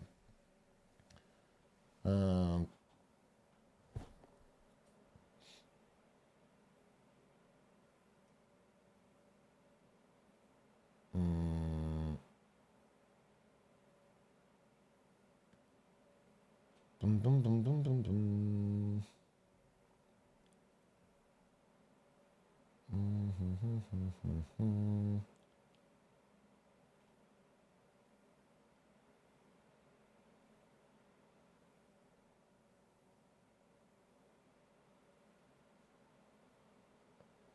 One of the most quoted things from World War II Germany, I wish the Führer knew, because most people believed he wasn't aware of the atrocity failure. Yeah, totally. Totally.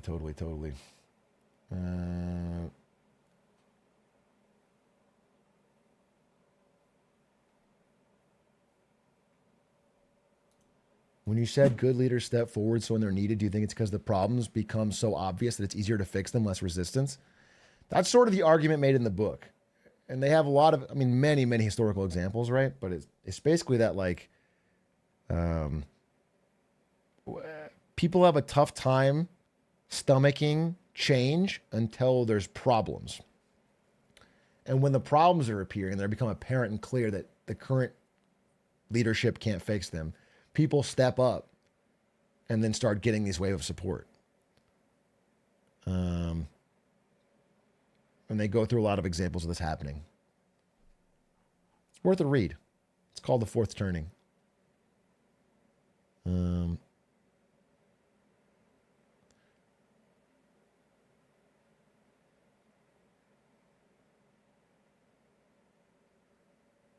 Soviet Union had obvious problems when they collapsed. Yeah, but I mean, that would be the same cycle. It would be like, not that Yeltsin was great, but yeah, it would be someone like Yeltsin with different ideas stepping up. I mean, it's really fascinating if you look into everything that happened with the collapse of the Soviet Union into Boris Yeltsin, because it's like it all happens so quickly and essentially bloodless, just because the vibe shifted. The vibe shifted. Like, there's this great photo of like there was tanks and stuff in front of the building Yeltsin was in, and he comes out and he's like, "Are you really going to shoot at me?" And they're like, "No." And he gets on the tank and takes the photo, and it's like a big vibe. It was just a vibe shift, and all of a sudden, then without a word, he's the leader.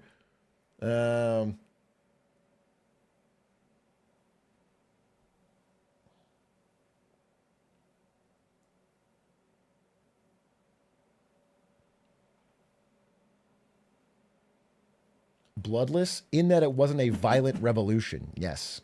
Not that nobody has died in Russia, nor that there was no consequences from Yeltsin into Putin's rule. I think that's obvious, and I think you're being a little bit pedantic.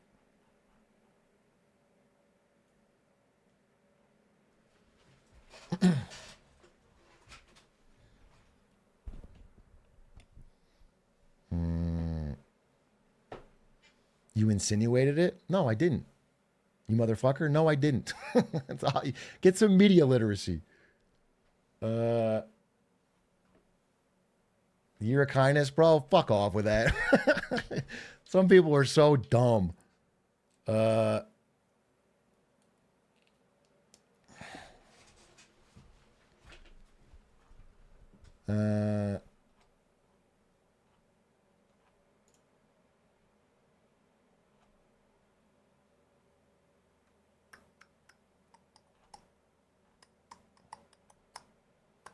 Look at Musk's new haircut.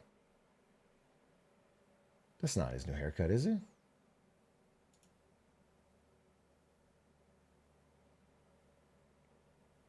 We just saw him. He didn't look like this. This has to be old. It has to be old pic. We just saw him. Yeah, that's the ugliest haircut I've ever seen, but that's old. Where's your sweatshirt from? I got this sweatshirt at Genesis. It's pretty fire, right? I wish I knew the artist.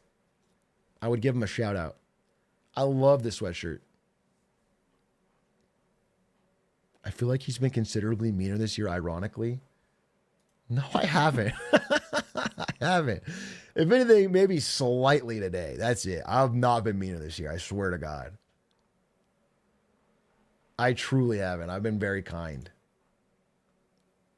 Oh, I mean, ironically, maybe, but not seriously.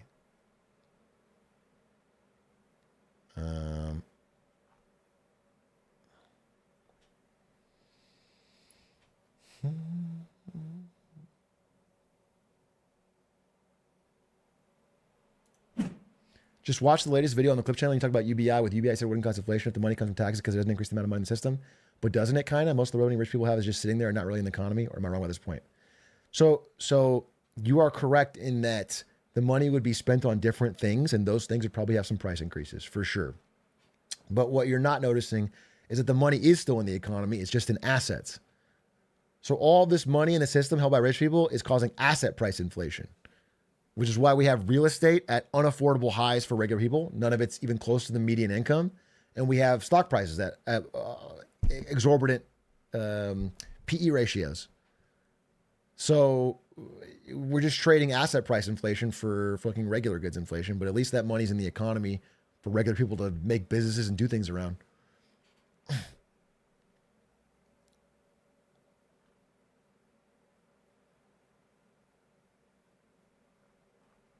Is my answer to that.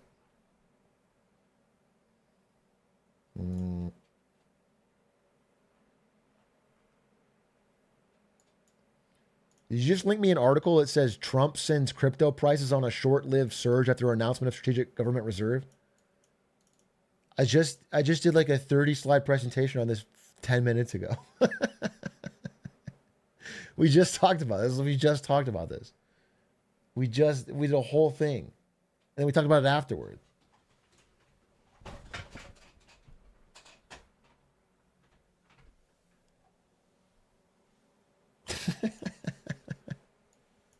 But why male models?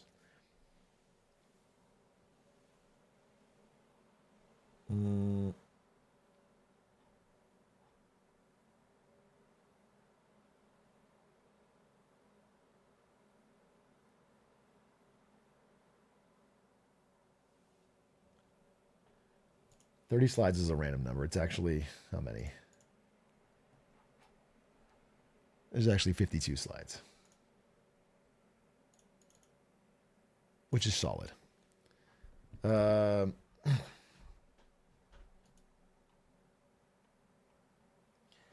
people so hard on Biden when Trump is doing is far crazier? Okay, so here's the thing. This is I don't know that I agree. I do think it's crazier, but you know, how do I say this? I think that Joe Biden was elected by America for one real reason. And his one big goal, and his one thing he said was he's going to stop Trump. He's going to bring an end to this whole Trump experiment. He's going to bring us back to normalcy. And in fact, because of his actions, directly and indirectly, we have more Trump than ever. Do you know what I'm saying? We're having Trump right now. He essentially his one biggest thing he failed at completely. He said he would possibly run as a one-term president to get that done and then pass the reins. He didn't do that. He tried to cling on, not Star Trek reference, cling on to power until the last moment, until it was so old and decrepit that we got this terrible debate performance. And then instead of even there trying to like do some sort of election, he kind of botched it with the last minute endorsement of Kamala, forcing her in. Kamala Harris as VP has no way of differentiating with the American public that she's doing something different. You know, everyone's thought, no matter what she said, and she didn't say much, but people are going to think it's more of the same. And so people weren't happy. They weren't happy with the 2021 inflation, which is not just him, it's him and Trump. And they both printed a ton of money. So I think, like, while I, agree with Sleepy Joe on plenty of things, I thought his stance on NATO was smart, and I thought overall he was a steady hand. He, his biggest mandate, he failed at so completely that it was a disaster. So I'm pretty hard on him too, bro. I don't let Biden off the hook. And I certainly, as someone who is a steady drumbeat reminder of like the real regular person impacts from big, massive, consistent government deficits. It's something we could all ignore. It's like a way of silently taxing us, but it really does make everyone's life steadily worse to be borrowing this much money. He was no friend. Massive deficits.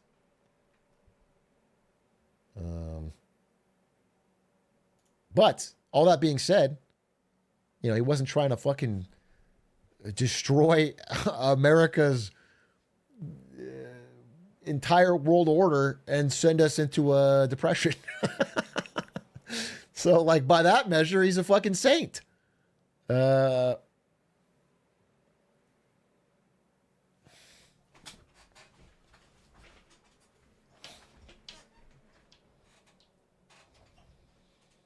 Who gives us the money? It's all bond for quantitative easing. It's all borrowing right now. We don't have any quantitative easing going right now. We're just borrowing. Borrowing. And specifically under Janet Yellen, Treasury Secretary under Biden, it was all short-term borrowing. Like really short-term.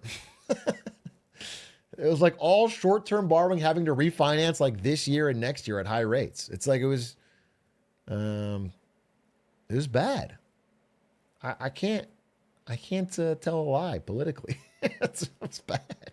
It was bad. It's bad, and now it's worse.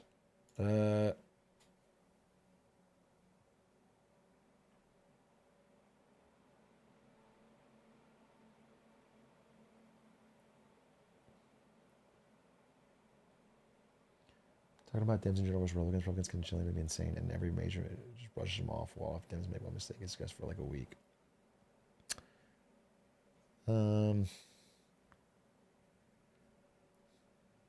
Maybe. I don't know. I don't put much stock in the MSM in general. I think people that say MSM, we got to be honest about the world we live in, bro. It's just a different world. That stuff doesn't matter. I feel like people talk about CNN like it's a fucking huge influencer. It's not. It's not. CNN's like a fucking popular kick broadcast. At best. At best, dude. None of this stuff is getting like the level of viewership to get this level of discussion. The world has just changed so dramatically. Like I mentioned, Joe Rogan's monthly audience dwarfs like all these MSM shows combined. So we're just in a different world. Using the MSM as like your catch-all villain or your hope for the future is crazy. It's none of it. That doesn't matter either way.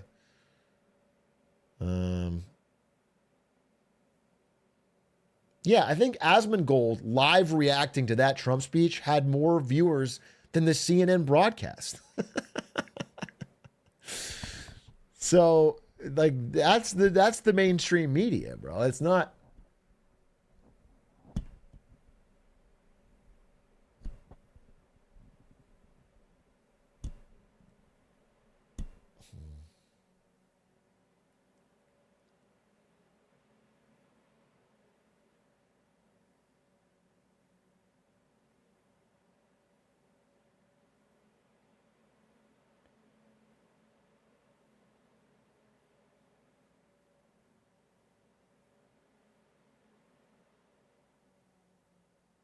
When do you think Republicans will start to jump ship on Trump, if ever?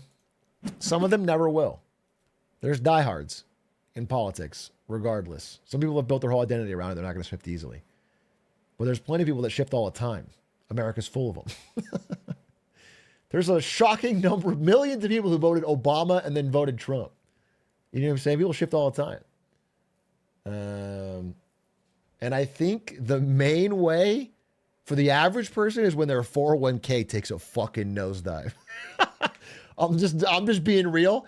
I think when people check their 401k and it's fucking truly down, they're going to have some fucking words. And I don't think that's crazy. I don't think that's out there. I think it's very normal reaction. I think that will happen. That or if you lose your job. Those are probably the big two things that'll hurt a regular person to be like considering a different opinion.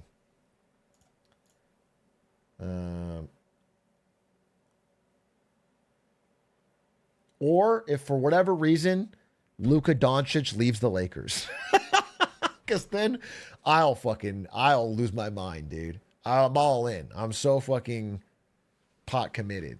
If Luka left, I don't know what I'd do.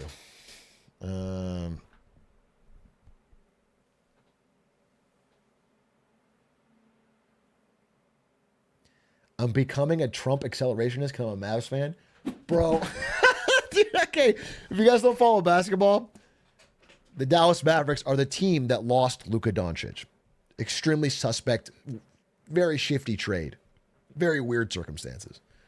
And they traded Luka for Anthony Davis, an older, injury-prone center. Still a very good player, though. In his very first game, AD gets injured. Hasn't played since. His very first game as a Maverick.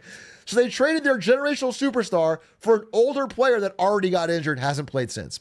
Then yesterday, their actual superstar, Kyrie Irving, got like a fucking super serious injury and is probably out for the rest of the season. Kyrie's been getting all the points for the Mavs. It's like if you were a Mavs fan 2 months ago, you're like, well, things are looking up pretty good. In 2 months, it was slowly all at once, bro. Everything's gone. Everything's gone. The entire roster is blown up. Kyrie's probably going to leave. And if he leaves, AD's probably going to leave. It's total disaster. And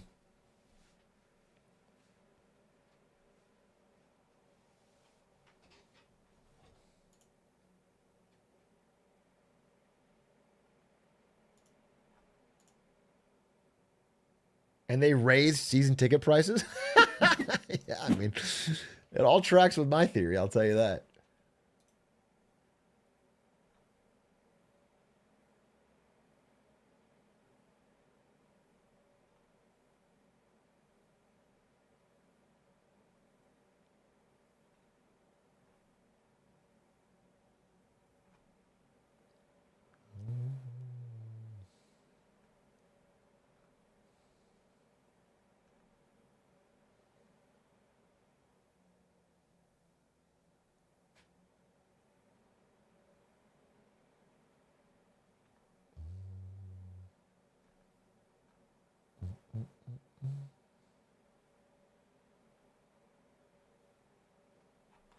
Yeah, it's a disaster. They don't own their draft picks until 2031. What a fucking collapse. What a fucking generational Mavericks collapse. By the way, not to rub it in, but man, it has been so fucking fun to be a Lakers fan. Every fucking game is so fucking razzle-dazzle, Showtime Lakers, dude. It's fucking awesome. We get a fucking LeBron to Luka full court pass like every fucking game. It's fucking I can't wait to end stream and go watch the fucking highlights from today. The whole team's been electric. Austin Reeves is fucking the league's greatest third option. LeBron hit 50,000 points. Anyway, I'm being a little bit of an annoying Lakers fan.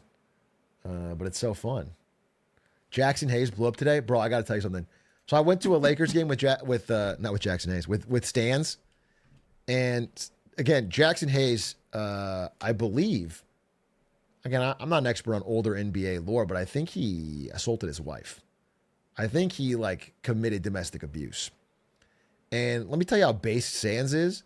Every single time, Stans was cheering for the Lakers against the fucking Mavs. But every time Jackson Hayes had the ball, Stans booed. Every time. It was confusing to everyone around because they're just because of that. Which is pretty cool. And we had good seats. You might have heard it. Although the only problem was, I don't know if Stans knows every Lakers player. So sometimes he called players that weren't Jackson Hayes, and was like, don't give the wife beater the ball. I was like, that's not the wife beater. That's not the wife beater. You're talking about Rui Hachimura. He's fine. That's so. But his heart's in the right place. That's for damn sure. It's the thought that counts. Hey, sorry if I didn't thank all the gifties today. I appreciate it. Thank you for the subs. Thank you for the gifties.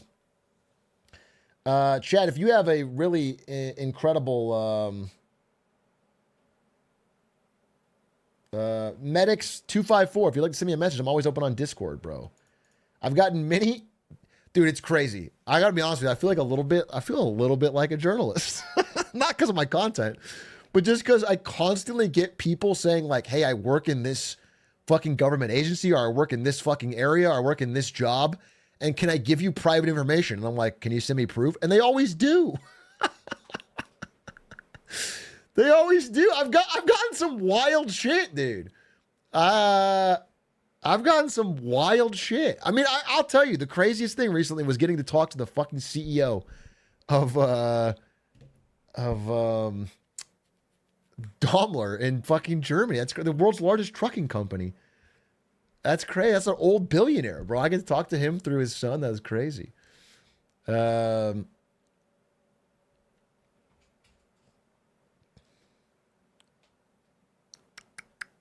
right. Big A, how do you do your research for Economic Takes and Marketing Mondays? What I do is I do a bunch of weed. I stare into the mirror and I make it up. So if you're wondering what my source is, it's always that. I just fucking smoke a fat spliff, and then I just fucking just make it up. Just fucking straight from whole cloth. That's how I get the best ideas. So, chat, I'm going to end here. It's been a 4-hour stream. It's been fun. It's been real. Our country is clearly in good hands. 2 thumbs up. Good hands. The Lonely Star. Thank you for the gifties. I do need to end because I have to go live tomorrow with another marketing Wednesday. And I got to tell you guys something. While you're here, well, we have a lot of people here. This week will be a big announcement. That's all I can say. A big announcement this week. Monka, what the hell? Big announcement. What can it be? Okay, goodbye. Good night. Thanks for watching. Who should we raid? Who should we raid? Is Dan Giesling live? I'll raid Dan Giesling. He's not live, is he?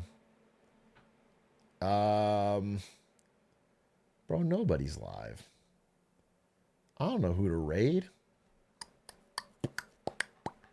Let's raid Who Dat 950. My goat, my king.